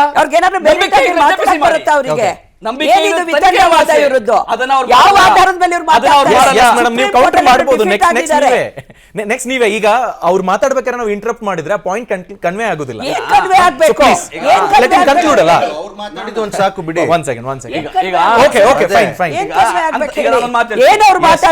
ರಫೇಲ್ ಕೂಡ ಇದೇ ತರ ಹೇಳಿಕೆಗಳು ಬಂತು. ಆಯ್ತಾ, ನಾವು ಅಂಕಿಅಂಶ ಹೇಳಿದ್ವಿ. ಜಡ್ಜ್ಮೆಂಟ್ ಏನು ಅಂತ ಹೋಗಿಲ್ಲ ಅಭಿಷೇಕ್. ನಾವು ಪಾರ್ಲಿಮೆಂಟ್ ಅಲ್ಲಿ ಇದೀವಿ, ನಾವು ಪಾರ್ಲಿಮೆಂಟ್ ಹೋಗಿದ್ದೀವಿ, ಪ್ರಧಾನಮಂತ್ರಿಗೆ ಹೇಳಿದೀವಿ, ಸಂಸತ್ಗೆ ಹೇಳಿದೀವಿ. ನೀವು JPC ಮಾಡಿ ಅಂತ ಅಲ್ಲ ಸರ್, ಈಗ ಕೋರ್ಟ್ ವ್ಯವಸ್ಥೆ ಮೇಲೆ ನಿಮ್ಗೆ ನಂಬಿಕೆ ಇಲ್ವಾ? ಹಾಗಾದ್ರೆ ನಾವು JPCನೇ ಆಗ್ಬೇಕು ಅಂದ್ರೆ ಹೇಗೆ? ನೋಡಿ, ಒಂದೇನ್ ಗೊತ್ತಾ, ಈಗ ನಾನು ಹೋಗ್ತಿದ್ದೀನಿ, ತನಿಖೆ ಆಗ್ಬೇಕು ಅಂತ ನನ್ನ ಇಚ್ಛೆ, ಇದೇ ದಾರಿಯಲ್ಲಿ ಆಗ್ಬೇಕು ಅಂತ ನಾನು ಪಟ್ಟು ಹಿಡಿದ್ರೆ ಹೇಗೆ? ಈಗ ನಾನೊಬ್ಬ ಪಾರ್ಲಿಮೆಂಟೇರಿಯನ್ ಆಗಿ ರಾಹುಲ್ ಗಾಂಧಿ ದಿನಾ ಪಾರ್ಲಿಮೆಂಟ್ ಹೋಗ್ತಾರೆ. ಪಾರ್ಲಿಮೆಂಟ್ ಅಲ್ಲಿ JPC ಮಾಡ್ಲಿಕ್ಕೆ ಅವಕಾಶ ಇದೆ ಅಲ್ವಾ? ಇದೆ. ಮಾಡ್ಬೇಕೋ ಬೇಡವಾ? ಸತ್ಯ. ಅದೇ ನೀವು ಈಗ- ಹೇಳ್ತಿದ್ದು, ಅವ್ರು ಈಗ ಮಾಡಿಲ್ಲ ರಾಹುಲ್ ಅಂತಂದ್ರೆ ಗಾಂಧಿ- other options ಈಗ ಅಲ್ವಾ? ನಾನು ಹೇಳ್ತಿಲ್ಲ, ಇಲ್ಲ, ಕೇಳಿ, ಯಾಕೆ ರಾಹುಲ್ ಮಾಡಿಲ್ಲ? ಮಾತಾಡಿದಾರಲ್ಲ. ಮಾಡಿಲ್ಲ ಅಂದ್ರಲ್ಲ ನೀವು, ಯಾಕೆ ರಾಹುಲ್ ಮಾಡಿಲ್ಲ? ಗಾಂಧಿ ಆ ರೀತಿ ಕಾನೂನುಬದ್ಧ honest leader ಅಲ್ವಾ ಅದು? ಆಗಿದ್ರೆ ಅಮೇಥಿಯಲ್ಲಿ ಸಂವಿಧಾನಬದ್ಧ ಯಾಕೆ ಅಲ್ವಾ ಅದು? ಸೋಲ್ತಾ ಇದ್ರು? ನೀವು ನಿಮ್ಮ ಮೇಲೆ ಆರೋಪ ಬಂದಿದೆಯಲ್ವಾ? ಅಮೇಥಿಯಲ್ಲಿ ಈ ಯಾಕೆ ಆರೋಪ ಸೋತ್ರು? ನೀವು ಮುಕ್ತರಾಗ್ಬೇಕಲ್ವಾ ನೀವು? ನೀವು ತನಿಖೆ ಮಾಡಿಸ್ಬೇಕಾ ಬೇಡವಾ? ಯಾವುದು ರಫೇಲ್ ಅಲ್ಲೂ ಅದೇ ತರ ಹಗರಣದಲ್ಲಿ ಹೆಸರು ಬಂದಿತ್ತು, ಈ ಸಲ ಕೂಡ ಅದಾನಿ ಅಂತಾರಾಷ್ಟ್ರೀಯ ಮಟ್ಟದಲ್ಲಿ ಅಕೌಂಟಿಂಗ್ ಫ್ರಾಡ್ ಅಂತ ಬಂದಿದೆ ಅದಾನಿ ಅವರಿಗೆ. ಯಾರ ಜೊತೆ ಇವರು ತಿನ್ನುದು ಉಣ್ಣುದು ಮಾಡ್ತಾ ಇದ್ರು, ಯಾರ ಜೊತೆ ಇವರು ಸ್ನೇಹ ಇಟ್ಕೊಂಡು Yes, yes, sir. ಪ್ರಪಂಚಿಸ್ತಾ ಇದ್ರು, ಅವ್ರ ಮೇಲೆ ಬಂದಿದೆ ಆಯ್ತಾ? ಮೋದಿ ಮೇಲೆ ಆರೋಪ ಬಂದಿದೆ, ನೇರವಾಗಿ ನರೇಂದ್ರ ಮೋದಿ ಮೇಲೆ ಆರೋಪ ಬಂದಿದೆ. ಬಿಜೆಪಿ ಅವರು ತಿಂತಾ ಇಲ್ಲ ಅಂದ್ರೆ, RSS ಅವರು ತಿಂತಾ ಇಲ್ಲ ಅನ್ನೋದಾದ್ರೆ, RSS ಅವರು ಬಿಜೆಪಿ ಸೇರಿ ಒತ್ತಾಯ ಮಾಡಿ ತನಿಖೆ Okay, sir. ಮೋದಿಗೆ ನರೇಂದ್ರ ಮೋದಿ ಬಿಜೆಪಿ ಸರ್ಕಾರಕ್ಕಂತೂ ಸಂಸ್ಥೆಗಳ ಮೇಲೆ ನಂಬಿಕೆ ಇಲ್ಲ. ಫೈನ್ ಸರ್, ಇನ್ನಷ್ಟು ಮಾಹಿತಿ ಪಡ್ಕೊಳ್ತೀನಿ. ಸೊ ರಾಹುಲ್ ಗಾಂಧಿ ಅವರ ಈ ಹಿಂದಿನ ತಪ್ಪುಗಳು ಅವರನ್ನ ಎಷ್ಟು ಕಾಡ್ತಿದೆ ಅನ್ನೋದ್ರ ಬಗ್ಗೆ ನಾವು ಚರ್ಚೆ ಮಾಡ್ತಾ ಇದ್ವಿ. ಮೇಡಮ್, ಈಗ ಬಿಜೆಪಿ ಸ್ಟೇಟ್ ನಾಯಕರು ಅಂತ ನೀವು ನೋಡ್ಕೊಂಡ್ರು ಅನೇಕ ಹೇಳಿಕೆಗಳು ಇದಕ್ಕಿಂತಲೂ ಗಂಭೀರ ಸ್ವರೂಪದ್ದು ನಾವು ನೋಡ್ತಾ ಇದ್ದೀವಿ. ಅದೋಕೆ ಇತ್ತೀಚೆಗೆ ಫೈನ್, ಅದು ಅಲ್ಲಲ್ಲ, ನಾನೇನು ಕೇಳ್ತಿದ್ದೀನಿ, ಓಕೆ ಇನ್ ದ ಸೆನ್ಸ್ ಹಾಗಲ್ಲ. ನೀವು ಹೇಳ್ತಿರೋದು ಈಗ ಯಾರು ಅಶ್ವಥ್ ನಾರಾಯಣ ಅವರ ಹೇಳಿಕೆ, ನಾನು ಅದಕ್ಕಿಂತ ಗಂಭೀರವಾದ್ದು ನಳಿನ್ ಕುಮಾರ್ ಕಟೀಲ್ ಅವರು ಮಾತಾಡ್ತಾ ನಾವು ಭಿಕ್ಷುಕರಾಗಿ ನಿಲ್ತಿರ್ಲಿಲ್ಲ ಅನ್ನೋದ್ರ ಬಗ್ಗೆ ಮಾತಾಡಿದ್ರು. ಅದು ಭಾರತೀಯರ ಬಗ್ಗೆ ಮಾತಾಡಿದಂಥ ಮಾತು. ಸೊ ಇಂಥದ್ದೆಲ್ಲ ಬಂದಾಗ ಯಾರು ಔಟ್ರೈಟ್ ಬಂದು ಒಂದು ಔಟ್ಫಿಟ್, ಪೊಲಿಟಿಕಲ್ ಔಟ್ಫಿಟ್ ಆಗಿ ಹೀಗೆ ಮಾತಾಡಬಾರ್ದು ಅಂತಲೂ ಹೇಳೋದಿಲ್ಲ. ಸೊ ಈಗ ನೀವು ಇನ್ನೊಂದು ಪೊಲಿಟಿಕಲ್ ಪಾರ್ಟಿ ಸ್ಟ್ಯಾಂಡರ್ಡ್ಸ್ ಅನ್ನ ಮೀರಬಾರ್ದು ಅಂತ ಎಕ್ಸ್ಪೆಕ್ಟ್ ಮಾಡೋರು ನಿಮ್ಮ ನಾಯಕರು ಹಾಗೆ ಮಾತಾಡಿದಾಗ ಏನ್ ಮೇಲ್ಪಂಕ್ತಿ ಹಾಕೊಡ್ತಿದ್ದೀರಿ ಅಂತ ನೋಡಿ. ಸಾರ್ವಜನಿಕ ಜೀವನದಲ್ಲಿ, ರಾಜಕೀಯ ಕ್ಷೇತ್ರದಲ್ಲಿ ಯಾರೇ ಒಂದು ಲಿಮಿಟ್ ಅನ್ನ ದಾಟಿ, ಆ ಸಾಮಾಜಿಕ ಎಲ್ಲೆಗಳು ಅಂತ ಏನಿದೆ ಅದೊಂದು ದಾಟಿ ಮಾತಾಡಿದಾಗ ಎಲ್ಲರಿಗೂ ವಾಪಸ್ ರಿಯಾಕ್ಷನ್ಸ್ ಬಂದೇ ಇದೆ. ಅದು ಸಾರ್ವಜನಿಕರಿಂದ ಬಂದಿರತ್ತೆ, ಮೀಡಿಯಾದಿಂದ ಬಂದಿರತ್ತೆ, ಅಥವಾ ಅಪೋನೆಂಟ್ ಪೊಲಿಟಿಕಲ್ ಪಾರ್ಟಿಯಿಂದ ಬಂದಿರತ್ತೆ. ನಾವು ಬೇರೆ ಬೇರೆ ಚುನಾವಣೆಗಳನ್ನ ನೋಡಿದ್ದೀವಿ. ಯಾರು ಒಂದು ಸ್ತರದ ಒಂದು ಸ್ಟ್ಯಾಂಡರ್ಡ್ ಅನ್ನ ಸಾರ್ವಜನಿಕ ಜೀವನದಲ್ಲಿ ನಮ್ಮ ಹೇಳಿಕೆಗಳಲ್ಲಾಗ್ಲಿ ನಮ್ಮ ವ್ಯವಹಾರದಲ್ಲಿ ಇಟ್ಕೊಂಡಿಲ್ಲ. ಅವರು ತುಂಬಾ ಜನ ಚುನಾವಣೆಯಲ್ಲಿ ಸೋತಿದ್ದು ನೋಡಿದ್ದೀವಿ ನಾವು. ನಾನೇ 2-3 ಅಸೆಂಬ್ಲಿ ಎಲೆಕ್ಷನ್ ಅಲ್ಲಿ ಅದನ್ನ ಕೀನಾಗಿ ಅಬ್ಸರ್ವ್ ಮಾಡಿದ್ದೀವಿ. ಒಂದು ಲಿಮಿಟ್ ಅಲ್ಲಿ ಇದ್ದಾಗ ಮಾತ್ರ. ಇವತ್ತು ಕೂಡ ರಾಹುಲ್ ಗಾಂಧಿ ಅವ್ರ ವಿಷಯ ಏನಂದ್ರೆ, ನಮಗೆ ರಾಹುಲ್ ಗಾಂಧಿ, ನಾನು ಹೇಳಿದ್ನಲ್ಲ, ರಾಹುಲ್ ಗಾಂಧಿ ಕಾಂಗ್ರೆಸ್ಸಿಗೆ ಏನು ಒಂದು ಅವರು ಹೊರವಾಗ್ಲಿಲ್ಲ, ಬರ್ಡನ್ ಆದ್ರು ಅಂತ ಹೇಳ್ತಾ ಇದ್ದೀವಿ ಇವತ್ತು. ಅದೇ ಥರ ದೇಶಕ್ಕೂ ಅಷ್ಟೇ, ಅವರೊಬ್ಬರು ವಿರೋಧ ಪಕ್ಷದ ನಾಯಕ ಆಗಿ ಕೂಡ ನಮ್ಮ ದೇಶದ ವಿಷಯವನ್ನ ಅಥವಾ ನಮ್ಮ ದೇಶದ ರಾಜಕಾರಣವನ್ನು ಟೀಕೆ ಮಾಡೋದಕ್ಕೆ ಯಾವತ್ತೂ ಸ್ವಾಗತ ಮಾಡೋಣ. ಒಂದು ಪ್ರಜಾಪ್ರಭುತ್ವದಲ್ಲಿ ನಾವು ನಮ್ಮದೇ ಪಾಯಿಂಟ್ ಆಫ್ ವ್ಯೂವಿಂದ ಒಂದು ಅಡ್ಮಿನಿಸ್ಟ್ರೇಷನ್ ಮಾಡ್ತೀವಿ. ಕೆಲವು ಸಲ ನಮ್ಮ ಪಾಲಿಸಿಗಳು ಬೇರೆಯವರು ಅದನ್ನು ಆ್ಯಡ್ ಮಾಡ್ಬೋದು, ಕರೆಕ್ಷನ್ ಮಾಡ್ಬೋದು, ಅದು ಇದ್ದೇ ಇರುತ್ತೆ. ಅದಕ್ಕೆ ನಾವು ವೆಲ್ಕಮ್ ಮಾಡುವಂಥದ್ದು ಇರುತ್ತೆ. ಇವತ್ತೇನಾಗ್ತಾ ಇದೆ ಅಂದರೆ, ನಾವು ಜನರನ್ನು ಕನ್ವಿನ್ಸ್ ಮಾಡೋದ್ರಲ್ಲಿ ಫೇಲ್ಯೂರ್ ಆದಾಗ ನಾವು ಇವತ್ತು ನಮ್ಮ ನಾಲ್ಗೆಗಳನ್ನು ಹರಿಬಿಡ್ತಾ ಇದ್ದೀವಿ. ನಾನು ನಿಮ್ಗೆ ಏನು ಹೇಳಕ್ ಹೊರಟೆ, ಇವತ್ತು ಏನು ಕೋಲಾರದಲ್ಲಿ ಮೋದಿ, ನೀರವ್ ಮೋದಿ, ಲಲಿತ್ ಮೋದಿ ವಿಚಾರ, ಕಾಂಗ್ರೆಸ್ ವಿಧವೆಗೆ ಭ್ರಷ್ಟಾಚಾರದ ಹಣ ಹೋಗ್ತದೆ ಎಂದ್ರು ನರೇಂದ್ರ ಮೋದಿ ಅವರು ಮಾತಿದ್ದು. 50 ಕೋಟಿ ರೂಪಾಯಿ ಗರ್ಲ್ ಫ್ರೆಂಡ್ ಇದೆ ಶಶಿ ತರೂರ್ಗೆ ಅಂದ್ರು. ಮಹಿಳೆ ಕೊಡುವಂತ ಗೌರವ ಇದು ನರೇಂದ್ರ ಮೋದಿ ಅವರ ನಾಲ್ಗೆ. ಅದು ಬಿಜೆಪಿಗೆ ಒಂದು ಆತ್ಮಸಾಕ್ಷಿ ಇದ್ರೆ, ಸೋನಿಯಾ ಗಾಂಧಿ ಅವರು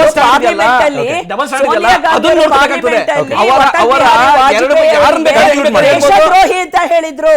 ಸೋನಿಯಾ ಗಾಂಧಿ ಅವರು ಅಟಲ್ ಬಿಹಾರಿ ವಾಜಪೇಯಿ ಅವರಿಗೆ ಪಾರ್ಲಿಮೆಂಟ್ ಅಲ್ಲಿ ದೇಶದ್ರೋಹಿ ಅಂತ ಹೇಳಿದ್ರು. ಆಗ ಇಡೀ ದೇಶ ಅವರಿಗೆ ಚೀಮಾರಿ ಹಾಕಿದಾಗ ಕ್ಷಮೆ ಕೇಳಿದ್ರು ಪಾರ್ಲಿಮೆಂಟ್ ಅಲ್ಲಿ. It was the history. ಅದನ್ನು ಅಷ್ಟೇನೆ ಹೇಳ್ತಿರೋದು. ನಾವು ಹಿಸ್ಟ್ರಿಯನ್ನು ನೋಡ್ಬೇಕು. ಜೊತೆಗೆ ನಾವು ಯಾರೋ ನಮ್ಗೇನೋ ಅಂದ್ರು ಅಂತ ಹೇಳಿ ನಾವು ಸಂಯಮ ಕಳ್ಕೊಂಡು ನಾವು ಬಿಲೋದ ಲ್ಯಾಂಗ್ವೇಜ್ಗಳನ್ನ ಉಪಯೋಗಿಸಿದ್ರೆ ರಾಜಕಾರಣಕ್ಕೆ ಬೇಕಾಗುವ ಸ್ಟ್ಯಾಂಡರ್ಡ್ ಅನ್ನ ನಾವು ಸೆಟ್ ಮಾಡಕ್ಕಾಗಲ್ಲ. ನಿಮ್ಮದೇ ಪಕ್ಷದ ನಾಯಕರು ಆಡುವ ಹೇಳಿಕೆಗಳನ್ನ ಉಲ್ಲೇಖ ಹೇಳ್ತಾ ಇದ್ದೀನಿ. ಇವತ್ತು ನೀವೇನ್ ಹೇಳಿದೀರಾ, ನಮ್ಮ ಪಕ್ಷ ಇರ್ಲಿ, ಯಾವುದೇ ಪಕ್ಷ ಇರ್ಲಿ, ಇವತ್ತು ರಾಹುಲ್ ಗಾಂಧಿ ಅವ್ರ ವಿಷಯ ಇಟ್ಕೊಂಡು ನಾವು ಚರ್ಚೆ ಮಾಡೋ ಹೊತ್ತಲ್ಲಿ ನೀವು ಬೇರೆ ಪಕ್ಷದವರು ಮಾತಾಡಿದಾಗ ಏನ್ ಹೇಳ್ತೀರಾ ಅಂತ ಕೇಳ್ತಾ ಇದ್ದೀರಿ. ಇದನ್ನ ಚಾಲೆಂಜ್ ಮಾಡಿದ್ದಕ್ಕೆ ಇವತ್ತು ಒಂದು ಜಡ್ಜ್ಮೆಂಟ್ ಬಂತು. ನೀವು ಚಾಲೆಂಜ್ ಮಾಡಿಲ್ಲ ಅಂದ್ರೆ ಅದು ನಡೀತಾ ಇರುತ್ತೆ. ಗಂಗಾಧರ್ ಅವರೇ, ನೀವು ಹೇಳಿದ್ರಿ ಇದು ಯಾವ ರೀತಿಯಾದ ಇಂಪ್ಲಿಕೇಶನ್ಸ್ ಆಗುತ್ತೆ ಅನ್ನೋದ್ರ ಬಗ್ಗೆ ನೀವಾಗಲೇ ಡಿಸ್ಕಸ್ ಮಾಡಿದ್ರಿ. ಇಲ್ಲೀಗಲಿ ಏನಾಗಬಹುದು, ಸಂಸತ್ ಸದಸ್ಯತ್ವ ಸ್ಥಾನಕ್ಕೆ ಏನಾಗಬಹುದು ಅಂತ. ಇದೆಲ್ಲದಕ್ಕೂ ಮೀರಿದ್ದೇನಪ್ಪ ಅಂತಂದ್ರೆ ನನ್ನನ್ನು ನಾನು ಕಂಟ್ರೋಲ್ ಮಾಡ್ಕೊಳ್ಳೋದು ಆಸ್ ಅ ಲೀಡರ್. ಸೊ ಅದನ್ನ ನಾವು ಆಗ್ಲೇ ನಾವು ಮಾತಾಡ್ತಿದ್ವಿ, ಡಿಕ್ರಿಮಿನಲೈಸೇಷನ್ ಆಫ್ ಡಿಫಮೇಷನ್ ಲಾ, ಆ ಥರದ್ದು ಏನಾದರೂ ಯೋಚನೆ ಮಾಡಬೇಕಾಗತ್ತಾ, ಹೇಗೆ ಇದನ್ನ ಸೆಟ್ ರೈಟ್ ಮಾಡ್ಬೋದು ಅಂತ. ಅಲ್ಲ, ಈಗ ಇದಕ್ಕೆ ಏನು ಕ್ರಿಮಿನಲ್ ಆಂಗಲ್ ಇದ್ದೇನೆ ಈ ತರ ಮಾತಾಡ್ತಾ ಇದ್ದಾರೆ. ಅವು ಯಾವ ಕೇಸು ನಡೀತಾ ಇಲ್ಲ. ಒಂದು ಕೇಸ್ ನಡೆದಿದೆ, ಹಾಗೆ 10 ಹಂಡ್ರೆಡ್ಸ್ ಆಫ್ ಕೇಸಸ್ ನಡೀಬಹುದು ಬಿಜೆಪಿ ಅವ್ರ ಮೇಲೆನೆ. ಇನ್ಫ್ಯಾಕ್ಟ್ ಅವ್ರು ಸಿಟ್ಟಿಂಗ್ CMs ಮೇಲೆ ನಡೀಬಹುದು. ಅವ್ರ ಅಸ್ಸಾಂನ CM ಹಿಮಂತ ಬಿಸ್ವಾ ಇರಲಿ, UP CM ಆದಿತ್ಯ ಯೋಗಿ ಇರಲಿ, ಅವ್ರ ಹತ್ರ there are hundreds of cases. In fact ನಿಮಗೆ ಒಂದು ಇದು ಟ್ರಿವಿಯಾ ಹೇಳಬೇಕು ಅಂತಂದ್ರೆ, ಈಗ UP CM ಆದಮೇಲೆ ಇವರು 2ನೇ ಬಾರಿಗೆ ಯೋಗಿ ಆದಿತ್ಯನಾಥ್ ಅವರು ತಮ್ಮ ಮೇಲೆ ಹಾಕೊಂಡಿದ್ದಂಥ ಏನು ಈ ಹೇಟ್ ಸ್ಪೀಚ್ ಕೇಸಸ್ ಇತ್ತು ಅವರೇ ರದ್ದು ಮಾಡಿದ್ರು. CM ಆಗಿ ಅವರೇ ರದ್ದು ಮಾಡಿದ್ರು. ಯಾಕೆ ರದ್ದು ಮಾಡಿದ್ರು ನಮಗೆ ಗೊತ್ತಿಲ್ಲ. ಅವರೇ CM ಆಗಿ ಅವ್ರ ಮೇಲೆ ಇದ್ದಿದ್ದ ಕೇಸಸ್ ಬಹುಶಃ ಅವ್ರ ಹೇಳಿದ್ರು ಅನ್ಸುತ್ತೆ, ಇವೆಲ್ಲ ಹಳೆ ಕೇಸಸ್ಸು ಹೊಸದು ಕೊಡ್ತೇನೆ ಬಿಡ್ರಿ, ಹಳೇದ್ಯಾಕೆ ಇಟ್ಕೊಂಡಿದ್ದೀರಾ ಅಂತಂದ್ರೇನೋ ನಂಗೆ ಗೊತ್ತಿಲ್ಲ, ನಾನು ವಿನೋದವಾಗಿ ಹೇಳ್ತಾ ಇದ್ದೀನಿ. ಆದರೆ ಇದು ಕ್ರಿಮಿನಲೈಸ್ ಅಥವಾ ಡಿಕ್ರಿಮಿನಲೈಸ್ ಅಂತ ಅಲ್ಲ. ಒಂದು ರಾಜಕೀಯ ಪಕ್ಷ ಮತ್ತು ಅದರ ಪ್ರತಿನಿಧಿಗಳಾದ ನಾವು ಮತ್ತು ಬೇರೆ ಯಾರೇ ಇರ್ಬೋದು, especially I want to point out to BJP leaders. ಅವ್ರ ಪಕ್ಷವನ್ನು ಪ್ರತಿನಿಧಿಸುವಾಗ, ಸಾರ್ವಜನಿಕವಾಗಿ ಪ್ರತಿನಿಧಿಸುವಾಗ, ಡೈರೆಕ್ಟಾಗಿ ಆಗಲಿ ಅಥವಾ ಈಗ ನಿಮ್ಮ ಮುಖಾಂತರ ಒಂದು ವಾಹಿನಿ ಮುಖಾಂತರ, ನಾವು ಅತ್ಯಂತ ಉತ್ಕೃಷ್ಟ ಮಟ್ಟದ ಸೌಜನ್ಯತೆ ಮತ್ತು ಸಭ್ಯತೆಯನ್ನು ಕಾಪಾಡಬೇಕು. ನಮ್ಮ ಭಾಷೆಯಲ್ಲಿ, ನಡವಳಿಕೆಯಲ್ಲಿ. ಇನ್ನೊಬ್ಬರನ್ನ ಮಾತಾಡಕ್ಕೆ ಬಿಡೋದು, ಅವ್ರು ಹೇಳಿದ್ದನ್ನು ಕೇಳ್ಕೊಳ್ಳೋದು. We have to agree to disagree. ನೀವು ಹೇಳಿದ್ದನ್ನು ನಾನು ಹೇಳಿದ್ದೆಲ್ಲ ತಾವು ಎಕ್ಸೆಪ್ಟ್ ಮಾಡ್ಕೋಬೇಕು ಅನ್ನೋದೇನು ಇಲ್ಲ. ಈ ಸಂವಿಧಾನ ಕೊಟ್ಟಿರುವಂಥ ಹಕ್ಕದು. ಯಾರದೇನು ಬಪೋತಿ ಇಲ್ಲ ಇಲ್ಲಿ ಅದ್ರ ಮೇಲೆ. ಅಂಡ್ ಮೋರ್ ಓವರ್ ಸರ್, ಈಗ ನೀವು ಹೇಳಿದ್ರಿ 100 ಕೇಸ್ಗಳಿದ್ದಾವೆ, ಸಿಟ್ಟಿಂಗ್ CMಗಳನ್ನು ನಾವು ಪ್ರಶ್ನೆ ಮಾಡಬಹುದು. ನಾವು ಲೀಗಲ್ ರೂಟ್ ಅನ್ನ ತಗೊಂಡಿಲ್ಲ ಅಂತಂದ್ರೆ ದೇ ಗೋ ಅನ್ನೋಟಿಸ್ಡ್. ಹೌದು, ಅದು ಮಾಡೋ ಡ್ಯಾಮೇಜ್ ಅನ್ನ ಮಾಡ್ಬಿಡ್ತವೆ. ಹೌದು. ಸೊ ಅದಕ್ಕೇನ್ ಪರಿಹಾರ ಅಂತ? ಅದಕ್ಕೇನ್ ಪರಿಹಾರ ಅಂತಂದ್ರೆ, ಈಗ ನೋಡಿ, ಈಗ ತಾವು ಆಗ್ಲೇ ಹೇಳ್ತಾ ಇದ್ರಿ ಕಾನೂನು, I mean to that effect. ನೀವು ಡೈರೆಕ್ಟ್ ಆಗಿ ಅದನ್ನ ಹೇಳಿಲ್ಲ, ಬಟ್ ಕಾನೂನು ಸರಿ ಇಲ್ವೋ ಅಥವಾ ದುರ್ಬಲವಾಗಿದೆಯಾ ಅಂತ. ನಾನೊಂದು ಲಾಯರ್ ಆಗಿ ಹೇಳೋದೇನಂತಂದ್ರೆ, ನಾನಂತ ಅಲ್ಲ, ಇಟ್ ಇಸ್ ವರ್ಲ್ಡ್ ಓವರ್, ಇಡೀ ಪ್ರಪಂಚದಲ್ಲೇ ಎಕ್ಸೆಪ್ಟ್ ಆಗಿರುವಂಥದ್ದು ಏನು ಅಂತಂದ್ರೆ, ಇಂಡಿಯಾದಲ್ಲಿ ಇರುವಂಥ ಲೆಜಿಸ್ಲೇಷನ್ಸ್ ಏನಿದೆ, ಕಾನೂನುಗಳೇನಿದೆ, ಇಡೀ ಪ್ರಪಂಚದಲ್ಲೇ ಶ್ರೇಷ್ಠವಾದಂಥ ಕಾನೂನುಗಳಿದೆ ಇಲ್ಲಿ. ಬಟ್ ಅವನ್ನ ಹೇಗೆ ಅಪ್ಲೈ ಮಾಡ್ತಾ ಇದ್ದಾರೆ, ಆಮೇಲೆ ಕೋರ್ಟಲ್ಲಿ ಅದೇನು ಪ್ರಾಸೆಸ್, ಲೆಂದಿ ಪ್ರಾಸೆಸ್ ಆಗಿ ನಡೆಯುತ್ತೆ, ಅದನ್ನು ಹೇಗೆ ಲೂಪ್ ಹೋಲ್ಸ್ನ ಮಿಸ್ಯೂಸ್ ಆಗ್ತಾ ಇದೆ, ಇದರಲ್ಲಿ ನಮ್ಮ ಲೀಗಲ್ ಜುಡಿಷರಿ ಬಗ್ಗೆ ಪ್ರಶ್ನೆಗಳು ಹುಟ್ಟುತ್ತವೆ ವಿನಃ ನಮ್ಮ ಕಾನೂನಾಗಲಿ ಮತ್ತು ಜುಡಿಷರಿ ಬಗ್ಗೆ ಯಾವುದೇ ಅಂತ ಡೌಟ್ಸ್ ಇಟ್ಕೊಳ್ಳೋದು ಸರಿ ಏನೋ ತಪ್ಪಾಗುತ್ತೆ. ಓಕೆ, ಎಸ್ ಅಶ್ವಿನ್ ಅವ್ರು ಆಗಲೇ ನೀವೇನೋ ಪಾಯಿಂಟ್ ಹೇಳಿದ್ರೆ ಸರ್. ಮತ್ತೆ ನೀವೊಂದು ಪರಿಹಾರ ಅಂತ ಒಂದು ಇವಾಗ ಕೇಳಿದ್ರಿ. ಪರಿಹಾರ ಏನಿಲ್ಲ ಸರ್, ಜನರೇ ಕೊನೆಗೆ ಅಂತಿಮವಾಗಿ ಏನು ನಾವು ಎಷ್ಟೇ ನಾಯಕರುಗಳು ನಾಲ್ಗೆ ಹರಿಬಿಟ್ಟು ಮಾತಾಡಿದಾಗ ಅದು ಜನರೇ ಪರಿಹಾರ ಕೊಡೋಂಥ ಕಾಲ ಬಂದಾಗ ಅವ್ರು ಕೊಡ್ತಾರೆ. ಯಾಕಂದ್ರೆ ಇವತ್ತು ಯಾರು ಐಡಿಯಲ್ ಸರ್ ಇಲ್ಲ, ಜನರು ಪೆದ್ರಿಲ್ಲ ಸರ್. ಒಂದ್ ನಿಮಿಷ ಸರ್ ಹೇಳ್ತೀನಿ ನೋಡಿ, ಏನಕ್ಕೆ ಹೇಳ್ದೆ ಅಂತಂದ್ರೆ, ಈಗ ಒಂದು ರಾಷ್ಟ್ರೀಯ ಪಕ್ಷದವ್ರು ಹೇಳಿದ್ರು ಇತ್ತೀಚಿನ ದಿನದಲ್ಲಿ ನಾಲ್ಗೆ ಹರಿಬಿಟ್ಟು ಮಾತಾಡ್ತಿದ್ದಾರೆ. ನಾಲ್ಗೆ ಹರಿಬಿಟ್ಟು ಮಾತಾಡ್ತಿರೋರು ಯಾರು ಇವತ್ತು ರಾಜ್ಯದಲ್ಲಿ? ಯಾರು ಹೇಳಿ? ಎಲ್ರಿಗೂ ಗೊತ್ತಿದೆ, ಇವತ್ತು ಕರ್ನಾಟಕದ ಜನತೆ ನೋಡ್ತಿದ್ದಾರೆ, ಎಲ್ಲರೂ ಮಾತಾಡ್ತಿದ್ದಾರೆ. ಅದರಲ್ಲೂ ಕೆಲವೊಂದು ವಿವಾದಾತ್ಮಕವಾಗಂತ ಮಾತುಗಳಿದೆಯಲ್ಲ, ಅವ್ರನ್ನ ನಾಲ್ಗೆ ಕಟ್ ಮಾಡ್ಬೋಣ, ಆಗ ಸಮಾಜನೇ ಸರಿ ಇಲ್ಲ, ಅವ್ರನ್ನ ತೆಗೀರಿ, ಅವ್ರ ಕತ್ತು ತೆಗೀರಿ, ಹಾಗೆ ಮಾತಾಡ್ತಿದಾರಲ್ಲ. ಯಾರು ಮಾತಾಡ್ತಿರೋದು? ಇವತ್ತಿನ ಸಚಿವರಲ್ವಾ? ಅವ್ರು ಯಾವ ಒಂದು ಲೆವೆಲ್ ಅಲ್ಲಿ ಇದ್ದಾರೆ, ಕ್ಲಾಸ್ ಆಫ್ ಅವರು ಇದ್ದಾರೆ. ಕೋರ್ಟ್ಗೆ ಹೋಗಿ ಪಾಠ ಕಲಿಸಿ ಅಂತಿದ್ದಾರೆ. ಕೋರ್ಟ್ಗೆ ಹೋಗಿ ಈಗ ನೋಡಿ, ರಾಹುಲ್ ಗಾಂಧಿ ಅವರ ವಿಚಾರದಲ್ಲಿ ಅದೇ ಆಗಿರೋದಲ್ವಾ? ನಾನು ಹಿಂದೆ ಹೇಳ್ದೆ, ಪ್ರಜಾಪ್ರಭುತ್ವ ವ್ಯವಸ್ಥೆನಲ್ಲಿ ಸರ್ವಾಧಿಕಾರಿನ ಕಟ್ ಮಾಡೋಂತ ಶಕ್ತಿ ಅದಕ್ಕಿದೆ. ಯಾರು ದೊಡ್ಡವರಲ್ಲಪ್ಪ ಅನ್ನೋದು ಗೊತ್ತಿದೆ. ನೆಕ್ಸ್ಟ್ ಅಪೀಲ್ ಹೋಗೋದು ಅವ್ರಿಗೆ ಬಿಟ್ಟಿಲ್ಲ ಸರ್. ಅದಕ್ಕೆ ರಿಸೋರ್ಸ್ ಬೇಕು, ಟೈಮ್ ಬೇಕು, ಜನ ಬೇಕು, ಅದಷ್ಟು ಈಸಿ ಅಲ್ಲ ಸರ್. ಹಾಗೇನೆ ನಾನು ಇವಾಗ್ಲೂ ಹೇಳ್ತಾ ಇದ್ದೀನಿ, ನೀವು 2 ರಾಷ್ಟ್ರೀಯ ಪಕ್ಷಗಳಿಗೆ ಪುನಃ ನಾನು 2 ಪಕ್ಷಗಳ ಬಗ್ಗೆ ಮಾತಾಡಬೇಕು ಅಂತ ನಾನು ತೇಜೋವಧೆ ಮಾಡ್ಬೇಕಂತ ಹೇಳ್ತಿಲ್ಲ.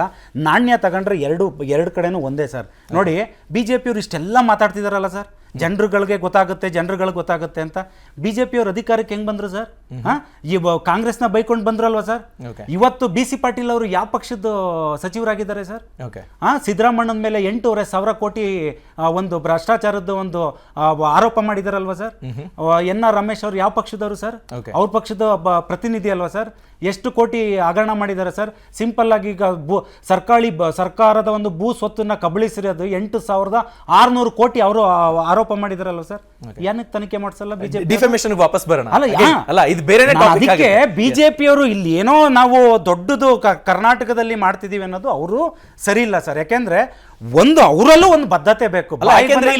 ಬಿಜೆಪಿ ಪಾತ್ರ ಅಂತ ಡಿಫಮೇಷನ್ ಕೇಸಲ್ಲಿ ಬರೋದಿಲ್ಲ. ಅದು ಇದೆಯೋ ಇಲ್ವೋ ಅದು ಬೇರೆ ವಿಷಯ. ಅದು ಆದ್ರೂ ಮಾತಾಡ್ತಿದಾರಲ್ವಾ ಇವಾಗ? ಎಷ್ಟೊಂದು ನಾನು ಯಾಕೆಂದ್ರೆ ಕೆಲವೊಂದು ಪಾಯಿಂಟ್ ಗಳನ್ನ ನಾನು ಕೇಳಿಸ್ಕೊಂತಾ ಇದ್ದೆ ಅವ್ರು ಮಾತಾಡೋದನ್ನ. ಎಲ್ಲಾನು ನಾನು ಸರಿ, ನಾವು ಸರಿ ಇದೀವಿ ಬಿಜೆಪಿ ಅವರು. ಜನರು ಗೊತ್ತಾಗ್ತಿದೆಯಲ್ಲ ಈ ಡಿಫಮೇಷನ್. ಈಗ ನೀವು ಹೇಳಿದ್ದಕ್ಕೂ ಅದಕ್ಕೆ ಬರುತ್ತಲ್ಲ, ಈಗ ಜನರು ಅಟ್ಲಾಸ್ಟ್ ಜನರೇ ತಾನೇ ಅಂತಿಮವಾಗಿ ತೀರ್ಪು ಕೊಡೋರು. ಎಸ್ ಸರ್, ಇನ್ನಷ್ಟು ಡೀಟೇಲ್ಸ್ ಪಡ್ಕೊಳ್ತೀನಿ. ರಾಹುಲ್ ಅವರ ಶೂಸ್ ನಲ್ಲಿ ಅನೇಕ ನಾಯಕರನ್ನ ನಿಲ್ಲಿಸಬಹುದು, ಆ ತರದ ಪರಿಸ್ಥಿತಿ ಇದೆ. ಇದೇ ಒಂದು ಲೀಗಲ್ ರೂಟ್ ನಲ್ಲಿ ಹೋಗಿದ್ದೆ ಆದ್ರೆ ಈಗ ಫ್ರೀಡಮ್ ಆಫ್ ಸ್ಪೀಚ್ ಅನ್ನೋದು ಅಬ್ಸಲ್ಯೂಟ್ ರೈಟ್ ಅಲ್ಲ. ಅದೇ ರೀತಿ ನಿಮಗೆ ರೈಟ್ ಟು ರೆಪ್ಯುಟೇಷನ್ ಅನ್ನೋದು ಇರುತ್ತೆ. ಇನ್ನೊಬ್ಬ ವ್ಯಕ್ತಿಯ ಘನತೆಗೆ ಧಕ್ಕೆ ಬರದೋ ಹಾಗೆ ನಾವು ನಡ್ಕೊಳ್ಬೇಕು ಅಂತ. ಮೇಡಮ್, ಬಹುಶಃ ಈಗ ಮೋದಿ ಅವರೇ ಮಾತನಾಡೋ ಸಂದರ್ಭದಲ್ಲಿ ಶಹಜಾದ ಅಂತ ಎಷ್ಟೋ ಸತಿ ರಾಹುಲ್ ಗಾಂಧಿನ ಕರೆದಿದ್ದಾರೆ. ಈಗ ರಾಹುಲ್ ಗಾಂಧಿ ಏನೋ ಅಪ್ಲಿಕೇಶನ್ ಹಾಕೊಂಡು ಶಹಜಾದ ಆಗಿದ್ದಲ್ಲ, ಇಫ್ ಇಟ್ ಆಲ್ ಅವ್ರು ಶಹಜಾದ ಅಂತ ಅಂದ್ಕೊಂಡ್ರು. ಸೊ ಫ್ರೀಡಮ್ ಆಫ್ ಸ್ಪೀಚ್ ಎಷ್ಟು ಇಂಪಾರ್ಟೆಂಟ್, ರೈಟ್ ಟು ರೆಪ್ಯುಟೇಷನ್ ಅನ್ನೋದನ್ನ ಎಲ್ಲರೂ ಕಾಪಾಡಬೇಕು ಅಂತ. ಸೊ ಫೈನಲ್ ಕಮೆಂಟ್ಸ್ ಈ ಟೋನ್. ಏನಿಲ್ಲ, ಯಾವುದೇ ವಿಷಯವನ್ನ ನೀವು ನ್ಯಾಯಾಲಯದಲ್ಲಿ ಪ್ರಶ್ನೆ ಮಾಡಿದಾಗ ಅದು ಹೇಗೆ ಲೀಗಲ್ ಶೇಪನ್ನು ತೆಗೆದುಕೊಳ್ಳುತ್ತೆ ಅನ್ನೋದಕ್ಕೆ ಇದು ಒಂದು ಉದಾಹರಣೆ ಇದೆ. ಮಾರಲ್ ರೆಸ್ಪಾನ್ಸಿಬಿಲಿಟಿ ಮೇಡಮ್ ಒಂದು. ಎರಡನೇದೇನೆಂದರೆ, ನಾವು ಪೊಲಿಟಿಕಲ್ ಲೀಡರ್ಸ್ಗೆ moral responsibility, social responsibility is highest always. Okay ಒಂದು, ಇವತ್ತು ಭಾರತ್ ಜೋಡೋ ಕಾರ್ಯಕ್ರಮ ಮಾಡಿ ಅವರು ದೇಶದ ಬಗ್ಗೆ ತುಂಬ ಅಭಿಮಾನ ಬೆಳೆಸ್ಕೊಂಡು ಒಳ್ಳೆ ಅನುಭವ ತಗೊಂಡಿದ್ದಾರೆ ಅಂತ ನಾವು ಅನ್ಕೊಂಡಿದ್ವಿ. ಕಾಶ್ಮೀರಕ್ಕೆ ಹೋಗಿ ಹೇಳಿದ್ರು ಎಷ್ಟೊಂದು ಧ್ವಜಗಳು, ದೇಶದ ರಾಷ್ಟ್ರಧ್ವಜ ಹಾರಾಡ್ತಿದೆ ಅಂತ. ಆದರೆ ಲಂಡನ್ಗೆ ಹೋಗಿ ಮತ್ತೆ ಅವರು ಈ ದೇಶನ ಡಿಫೇಮ್ ಮಾಡೋ ಮಾತನ್ನ ಹಾಡು ಬಂದರು. ಹಾಗಾಗಿ ಇಲ್ಲಿ ನಾವೇನೇ ಡಿಬೇಟ್ ಮಾಡಲಿ ಅದಲ್ಲ, ಅವರಿಗೆ ಅವರೇ ಸಂಪಾದಿಸ್ತಿರುವಂತಹ ರಾಜಕೀಯ ಸಾರ್ವಜನಿಕ ಜೀವನದ ಗೌರವ ಏನು ಗಳಿಸಿದ್ದಾರೆ ಅದನ್ನು ಅವರು ಆಡಿಟ್ ಮಾಡ್ಕೊಳ್ಳೋದು ಒಳ್ಳೆಯದು. ಮತ್ತು ಇದರಿಂದ ದೇಶಕ್ಕೆ ಖಂಡಿತ ಇವತ್ತು ಬಹಳ ಒಂದು ಅವರ ಒಂದು ಈ ಹುಚ್ಚಾಟಗಳಿಗೆ ಒಂದು ಲೀಗಲ್ ಎಂಟಿಟಿನೂ ಸಿಕ್ತು ಅಷ್ಟೇ. ಯಾವುದೇ ಪಕ್ಷದ ಹುಚ್ಚಾಟಗಳಿಗೂ ಹಂಗೆ ಒಂದು ಚೌಕಟ್ಟಿರಬೇಕು. ನಟರಾಜ್ ಗೌಡ್ರೆ, ಈಗ ಫ್ರೀಡಮ್ ಆಫ್ ಸ್ಪೀಚ್ ಎಷ್ಟು ಇಂಪಾರ್ಟೆಂಟ್, ರೈಟ್ ಟು ರೆಪ್ಯುಟೇಷನ್ ಅನ್ನೋದು ಇರುತ್ತೆ. ಇನ್ನೊಬ್ಬ ವ್ಯಕ್ತಿ ಘನತೆನ ನಾವು ರೆಸ್ಪೆಕ್ಟ್ ಮಾಡಬೇಕು. ಖಂಡಿತ ಯಾರ ಘನತೆಗೂ ಚ್ಯುತಿ ಬರುವಂಥ ಕೆಲಸವನ್ನ ರಾಹುಲ್ ಗಾಂಧಿ ಅವ್ರಿಗೂ ಇಲ್ಲಿವರೆಗೂ ಮಾಡಿಲ್ಲ, ಮಾಡೋದಿಲ್ಲ. ಒಂದು, ಯಾವಾಗ ಅವರು ಪ್ರಶ್ನೆಗಳನ್ನ ಕೇಳಿದ್ರು ಅವಾಗ ಅವ್ರ ಮೇಲೆ ಒಂದು ದಾಳಿ ಆಗ್ಬೋದು, ನ್ಯಾಷನಲ್ ಹೆರಾಲ್ಡ್ ಕೇಸ್ನ ಯಾವ ರೀತಿಯಾಗಿ ಇವರು ಟ್ವಿಸ್ಟ್ ಮಾಡಿ ಪ್ರಯತ್ನ ಮಾಡ್ತಾ ಇದ್ದಾರೆ, ಅದರೊಳಗೆ ಏನಿಲ್ಲ, ಅದರೊಳಗೆ ಅದು ಹೋಗ್ತದೆ ಸುಪ್ರೀಂ ಕೋರ್ಟಲ್ಲಿ ಚರ್ಚೆ ಮಾಡಲಿ. ರಾಹುಲ್ ನ್ಯಾಷನಲ್ ಹೆರಾಲ್ಡ್ ಕೇಸ್ ಆಗ್ಬೋದು. ಆಮೇಲೆ ಅವರು ಉತ್ತರ ಪ್ರದೇಶದಲ್ಲಿ ಹತ್ರಾಸಲ್ಲಿ ಇದಾಯ್ತಲ್ಲ, ಅದನ್ನ ಭೇಟಿ ಮಾಡಕ್ಕೆ ಹೋದಾಗ ಅವ್ರನ್ನ ಡಿಟೆನ್ಷನ್ ಮಾಡಿದ್ರು ಪೊಲೀಸ್ನವರು, ಮ್ಯಾನ್ ಹ್ಯಾಂಡಲ್ ಮಾಡಿದ್ರು. ಯಾರು ಆಳ್ವಿಕೆ ಇರುವಂಥದ್ದು? ಒಬ್ಬ MP ಯಾರು ಸಂತ್ರಸ್ತರನ್ನ ಮೀಟ್ ಮಾಡಕ್ಕೆ ಹೋಗೋಕ್ಕಾಗಲ್ಲ ಆದರೆ ಯಾವ ರೀತಿಯ ಪ್ರಜಾಪ್ರಭುತ್ವ ನಮ್ಮಲ್ಲಿದೆ? ಆ ಥರ ಪರಿಸ್ಥಿತಿ ಇವತ್ತಿದೆ ನೋಡಿ. ಎಲ್ಲ ತನಿಖಾ ಸಂಸ್ಥೆಗಳು ಅವ್ರಿಗೆ ಬೇಕಾದಾಗ ಅವರ ಅಪೋನೆಂಟ್ಗಳ ಮೇಲೆ ಪಿಕ್ ಅಂಡ್ ಚೂಸ್ ದಾಳಿ ಮಾಡುವಂಥದ್ದು. ಬಟ್ ನೀವು ಈ ಸ್ಪ್ಯಾನ್ ಅನ್ನು ಪಿಕ್ ಅಂಡ್ ಚೂಸ್ ಮಾಡ್ತಿದ್ದೀರಿ. 2014ರಿಂದ ಈಚೆಗೆ ಮಾತಾಡ್ತಿದ್ದೀರಿ. ಹೌದು 2014ರಿಂದ ಈಚೆಗೆ ಮಾತಾಡ್ತಾರೆ. ಅದ್ರ ಹಿಂದೆ ಸರ್ ನಿಮ್ಮ ಪಕ್ಷನೇ ಹೀಗೆಲ್ಲ ಮಾಡಿದೆ ನೋಡಿ. ಒಂದ್ ಹೇಳ್ತೀನಿ ಗೊತ್ತಾ, ನಾನು ಹಿಂದೆ ಹಾಗೆ ಇಲ್ಲ ನಾನು ಹೇಳಲ್ಲ, ನಾನು ಅದು ಮಂಡುವಾದಕ್ಕೆ ಹೋಗಲ್ಲ. ಹಾಗಂತ ಹೇಳಿ ಅದನ್ನ ಗುರಾಣಿಯಾಗಿ ಇಟ್ಕೊಂಡು 4 ಜನ ಸುಪ್ರೀಂ ಕೋರ್ಟ್ ಜಡ್ಜ್ಗಳು ಯಾಕೆ ರಸ್ತೆ ಮೇಲೆ ಬಂದು ಕೂತ್ಕೊಂಡು ಡೆಮೋಕ್ರಸಿ ಇನ್ ಡೇಂಜರ್ ಅಂದ್ರು? ಆಯ್ತಾ, ಈ ಪರಿಸ್ಥಿತಿ ಇದೆ. ಈಗ ಯಾಕೆ ಪ್ರಧಾನಮಂತ್ರಿಗಳಿಗಾಗಲಿ ಬಿಜೆಪಿ ಪಕ್ಷಕ್ಕಾಗ್ಲಿ ಯಾಕೆ ಜಾಯಿಂಟ್ ಪಾರ್ಲಿಮೆಂಟ್ ಕಮಿಟಿ ಯಾಕೆ ಮಾಡಬಾರದು? ಸತ್ಯದ ಹುಡುಕಾಟ ಆಗ್ತಿದೆ ನ್ಯಾಯ ಮಾರ್ಗದಲ್ಲಿ. ಈಗ ಕೋರ್ಟ್ ನಲ್ಲಿ ಸಿಗುತ್ತೆ ಅನ್ನೋ ವಿಶ್ವಾಸ ಇದೆಯಾ? ಖಂಡಿತವಾಗಿದೆ. ಅದಾಗುತ್ತೆ. ನಾನು ಅದೇ ಇನ್ನೊಂದು ಹೇಳ್ತೀನಿ, ಅದಾನಿ ವಿಷಯದಲ್ಲಾಗ್ಲಿ, ಈಗ ರಫೇಲ್ ವಿಷಯದಲ್ಲಿ ಆಯ್ತು, ಈಗ ಅದಾನಿ ವಿಷಯದಲ್ಲಾಗ್ಲಿ ಜಾಯಿಂಟ್ ಪಾರ್ಲಿಮೆಂಟರಿ ಕಮಿಟಿಗೆ ಇವತ್ತು ನಾವು ಡಿಮ್ಯಾಂಡ್ ಮಾಡ್ತಾ ಇದೀವಲ್ಲ, ಯಾಕೆ ಈ ಸರ್ಕಾರ ಒಪ್ತಿಲ್ಲ? ಸರ್ಕಾರದ ಪಾತ್ರ ಏನು? ಅವ್ರ ಕಳ್ತನ ಬಹಿರಂಗ ಆಗುತ್ತೆ ಅಂತ ಭಯನ ಅವರಿಗೆ? ಆ ಭಯ ಇದ್ರೆ ಮಾತ್ರ ಬಿಜೆಪಿ ಅಸತ್ಯದ ಪರವಾಗಿದೆ. ರಾಹುಲ್ ಗಾಂಧಿ ಅವರು ಧರ್ಮದ ಪರವಾಗಿದ್ದಾರೆ, ಬಿಜೆಪಿ ಅಧರ್ಮದ ಕೆಲಸವನ್ನು ಮಾಡ್ತಾ ಇದೆ. ಪ್ರಜಾಪ್ರಭುತ್ವ ಮತ್ತೆ ನಾವು ಸಂವಿಧಾನ ಬದ್ಧವಾಗಿ ನಡೀತಾ ಇದೀವಿ, ಅವರು ಸರ್ವಾಧಿಕಾರಿ ಧೋರಣೆ ನಡೀತಾ ಇದ್ದಾರೆ. ಇದರಲ್ಲಿ ಒಂದು 2 ಪಾಯಿಂಟ್ಸ್ ಇಂಪಾರ್ಟೆಂಟ್ ಆಗಿ ಪಾಯಿಂಟ್ ಔಟ್ ಮಾಡ್ಬೇಕಂತ ಇಷ್ಟಪಡ್ತೀನಿ. ಒಂದು, ಅಧಿಕಾರ ಶಾಶ್ವತ ಅಲ್ಲ. ಇತಿಹಾಸ ನಮ್ಗೆ ನೋಡಿದ್ರೆ ಎಂತೆಂಥದೋ ಸಾಮ್ರಾಜ್ಯಗಳು, ಎಂತೆಂಥೋ ನಾಯಕರು ಬಿದ್ದು ಮಣ್ಣಾಗಿ ಹೋಗಿದ್ದಾರೆ. ಸೊ ಬಿಜೆಪಿಯವರು ಅದನ್ನ ಅರ್ಥ ಮಾಡ್ಕೋಬೇಕು. 10 ವರ್ಷ ಆಡಳಿತ ಮಾಡ್ಬೋದು, ಇನ್ನೊಂದು 5 ವರ್ಷ ಬರ್ಬೋದು, ಏನು ಅವ್ರೇನು ಫಾರ್ ಎವರ್ ಇಲ್ಲಿ ಕೂತ್ಕೊಳ್ಳೋದಿಲ್ಲ. ಬರೀ ಇಲ್ಲ ನಾನು ಅದನ್ನ ಹೇಳಕ್ ಹೋಗ್ತಾ ಇಲ್ಲ. I don't indicate that at all. But ಆದ್ರೆ ಏನಾಗುತ್ತೆ ಅಂದ್ರೆ, ಪ್ರಜಾಪ್ರಭುತ್ವದಲ್ಲಿ ಅಪೋಸಿಷನ್ ಪಾರ್ಟೀಸ್ನ ಅಪೋಸಿಷನ್ ಲೀಡರ್ಸ್ಗೆ ಅವ್ರಿಗೆ ಒಂದು ಸ್ಥಾನಮಾನ ಕೊಟ್ಟು ಅವ್ರನ್ನ ಕೇಳಿಸ್ಕೊಳ್ಳೋದು ಬಹಳ ಮುಖ್ಯ ಆಗುತ್ತೆ. ಅವರು ಟೀಕೆ ಮಾಡಲಿ, ಏನಾದರೂ ಮಾಡಲಿ, ಅದನ್ನ ಕೇಳಿಸ್ಕೊಂಡು ಅದನ್ನ ಅರ್ಗಿಸ್ಕೊಳ್ಳೋದು ಶಕ್ತಿನೂ ಒಂದು ರೂಲಿಂಗ್ ಪಾರ್ಟಿಗೆ ಇರಬೇಕು. ಅವಾಗಲೇ ಅದು ಮಹಾನ್ ಪಾರ್ಟಿ ಆಗೋದು. ನೆಹರು ಅವರ ಪಾರ್ಟಿಯಲ್ಲಿ ಅವರು ಟೋಟಲ್ ಮೆಜಾರಿಟಿ ಆಗಿದ್ದರೆ ಕೂಡ ಎಲ್ಲೆಲ್ಲಿ ಅಪೋಸಿಷನ್ ಕಾಂಗ್ರೆಸ್ನ ಅಪೋಸ್ ಮಾಡ್ಕೊಂಡಂತ ಬಂದಂಥ ಲೀಡರ್ಸ್ ಇದ್ರು, ಅವ್ರ ವಿರುದ್ಧ ಅವರು ಕಾಂಗ್ರೆಸ್ ಕ್ಯಾಂಡಿಡೇಟ್ಸ್ ಹಾಕಲಿಲ್ಲ. ಅವ್ರು ಗೆದ್ದು ಬರಲಿ, because he told they are the jewels of parliament ಅಂತ ಅಂದ್ರು. ಅವರು ಅನರ್ಘ್ಯ ರತ್ನಗಳು ಅವ್ರು ಇರಬೇಕು ಪಾರ್ಲಿಮೆಂಟ್ ಅಲ್ಲಿ ಅಂತ. ಸೊ ಏನಿದೆ ಅದನ್ನ ನಡ್ಸ್ಕೊಂಡು ಹೋಗ್ಬೇಕು ಆ ಟ್ರೆಡಿಷನ್ ನ. ಇಲ್ಲಿ ಎಲ್ಲರನ್ನ ಮುಗಿಸೋದು, ಬಾಯ್ ಬಂದ್ ಮಾಡೋದು, ಅವ್ರಿಗೆ ಜೈಲ್ ಹಾಕೋದು ಏನಿದೆ ನೋಡಿ, this is wrong. Dictatorial style of ಈ ಫಂಕ್ಷನಿಂಗು ನಿಲ್ಲಿಸಬೇಕು. ಆಮೇಲೆ ರಾಹುಲ್ ಗಾಂಧಿ ಅವರು ಒಂದು ಕಂಟ್ರೋಲ್ನ ಇಟ್ಕೋಬೇಕು ಅವ್ರ ಮಾತಿನ ಮೇಲೆ. ಅವರೇನೆ ಏನೋ ಕ್ಯಾರಿಕೇಚರ್ ಆಗ್ತಾ ಇದ್ದಾರೆ, ಒಂಥರ ಕಾರ್ಟೂನ್ ತರ ಆಗ್ಬಿಡ್ತಾರೆ. ಬಿಜೆಪಿ ಅವರು IT ಸೆಲ್ ಕೈಯಲ್ಲಿ ಸಿಕ್ಕಾಕೊಂಡು ಅದನ್ನ ಕಾಪಾಡ್ಕೋಬೇಕು. ಅಶ್ವಿನ್ ಅವರು, ಸರ್, ನಾನು ದೇಶದ ಪ್ರಜೆಯಾಗಿ ಹೇಳ್ತಾ ಇದ್ದೀನಿ, ಏನೇ ಆಗಲಿ ಆ ನಾಯಕರುಗಳು, ಅದು ದಿಗ್ಗಜರುಗಳು ಶಿಲ್ಲೆ ಹೊಡಿತಾರೆ ಅಂತ ಏನೇನೋ ಬಾಯಿಗೆ ಬಂದಂಗೆ ಮಾತಾಡಬಾರ್ದು. ಅದು ಅವರ ನಾಯಕರು ಮಾತಾಡಿದ್ದಾರೆ, ಅದು ಅವ್ರು ಏನು ಡಿಸೈಡ್ ಮಾಡಬೇಕು. ಹಾಗೆಯೇ ಇದು ಮೇಯ್ನು ರಾಹುಲ್ ಗಾಂಧಿ ಅವ್ರಿಗೆ ಶಿಕ್ಷೆ ಆಗಿರೋದು BJP ಅವ್ರಿಗೆ ಒಂದು ಪಾಠ. ಯಾಕೆಂದರೆ ಜೈಲಿಗೆ ಹೋದಂಥ ಅಮಿತ್ ಶಾ ಅವರೇ ಇವತ್ತು ಗೃಹ ಸಚಿವರಾಗಿ ನಮ್ಮ ದೇಶ ಆಳ್ತಿದ್ದಾರೆ. ಅದರಿಂದ ಏನು ರಾಹುಲ್ ಗಾಂಧಿ ಅವರಿಗೆ ಶಿಕ್ಷೆ ವಿಧಿಸಿದೆ ಕೋರ್ಟು, ಅದನ್ನು ಕರ್ನಾಟಕದ BJPಯಲ್ಲೇ ಆಗಿದ್ದಂಥ ಸಚಿವರುಗಳೇನಿದ್ದಾರೆ ಅವ್ರುಗಳಿಗೆ ಒಂದು ನೀತಿ ಪಾಠ. ಯಾಕೆಂದರೆ ನಾವು ಬೇಕಾಬಿಟ್ಟು ನಾಲ್ಗೆನ ಹರಿಬಿಡಬಾರ್ದು. ಕರ್ನಾಟಕದಲ್ಲಿ ಒಂದು ಕರ್ನಾಟಕದ ಜನರು ಒಂದು ಪ್ರಬುದ್ಧರಿದ್ದಾರೆ ಅಂತ ಗೊತ್ತಿದ್ದು ಅವರು ಮಾತಾಡಬೇಕು. ನೋಡಿ, ಪ್ರಬುದ್ಧತೆಯಿಂದ ಒಳ್ಳೆ ಪದಗಳನ್ನ ಉಚ್ಚಾರಣೆ ಮಾಡಬೇಕು ಅಂತ ಹೇಳ್ತೀನಿ. ಯಾಕೆಂತಂದ್ರೆ ಮೇಡಮ್ ನೀವೆಲ್ಲ ನಮ್ JDS ಹತ್ರ ಮಾತಾಡ್ಬಿಡಿ, ಸುಮ್ಮನೆ ಇಷ್ಟೊತ್ತು ಕಾಂಗ್ರೆಸ್ ಅವರು ಅವ್ರ ಹತ್ರ ಮಾತಾಡಿ. ಎಲ್ಲ ಗಣ್ಯರಿಗೂ ಈ ಚರ್ಚೆಯಲ್ಲಿ ಭಾಗಿಯಾಗಿದ್ದಕ್ಕಾಗಿ ಅನೇಕ ವಿಚಾರಗಳನ್ನು ತಿಳಿಸ್ಕೊಟ್ರಿ. Thanks for your time. So ultimately ಈಗ 30 ದಿನಗಳ ಟೈಮ್ ಇದೆ. ಮೇಲೆ ಇನ್ನು ಉನ್ನತ ಮಟ್ಟದ ಕೋರ್ಟ್ಗಳಲ್ಲಿ ಚರ್ಚೆ ಮಾಡಬೇಕಾಗತ್ತೆ, ಅರ್ಜಿಗಳನ್ನು ಹಾಕೊಂಡು ಫೈಟ್ ಮಾಡಬೇಕಾಗತ್ತೆ. ಆ ಬಳಿಕ ಅಂತಿಮ ತೀರ್ಪು ಏನು ಬರುತ್ತೆ ಅನ್ನೋದನ್ನ ಕಾದು ನೋಡೋಣ. ಬಟ್ ಸ್ಟಿಲ್ ಯಾರೇ ಮಾತಾಡಿದ್ರು ಅದನ್ನ ಅಕೌಂಟಿಗೆ ತೆಗೆದುಕೊಂಡು ನ್ಯಾಯ ಕೊಡಿಸುವಂತಹ ಒಂದು ವ್ಯವಸ್ಥೆ ಜಾರಿಗೆ ಬರಬೇಕಾಗುತ್ತೆ. ಅದಷ್ಟು ಸುಲಭ ಅಲ್ಲ. ಅಧಿಕಾರದಲ್ಲಿರುವಂಥ ಪಕ್ಷಗಳು ಅದಕ್ಕೆ ಅಷ್ಟು ಸುಲಭಕ್ಕೆ ಅವಕಾಶ ಮಾಡಿಕೊಡೋದಿಲ್ಲ. ಮಾಡಿಕೊಡುವಂಥ ಒಂದು ಐಡಿಯಲ್ ಸೊಸೈಟಿನೂ ನಿರ್ಮಾಣ ಆಗಬೇಕು ಅನ್ನೋದು ಎಲ್ಲರ ಬೇಡಿಕೆ ಆಗಿರುತ್ತೆ. ಇದು ಈವರೆಗಿನ ಅಪ್ಡೇಟ್. ಅನುಕ್ಷಣದ ಸುದ್ದಿಗಾಗಿ ನೋಡ್ತೀರಿ ವಿಸ್ತಾರ ನ್ಯೂಸ್. ಇದು ನಿಖರ ಜನಪರ.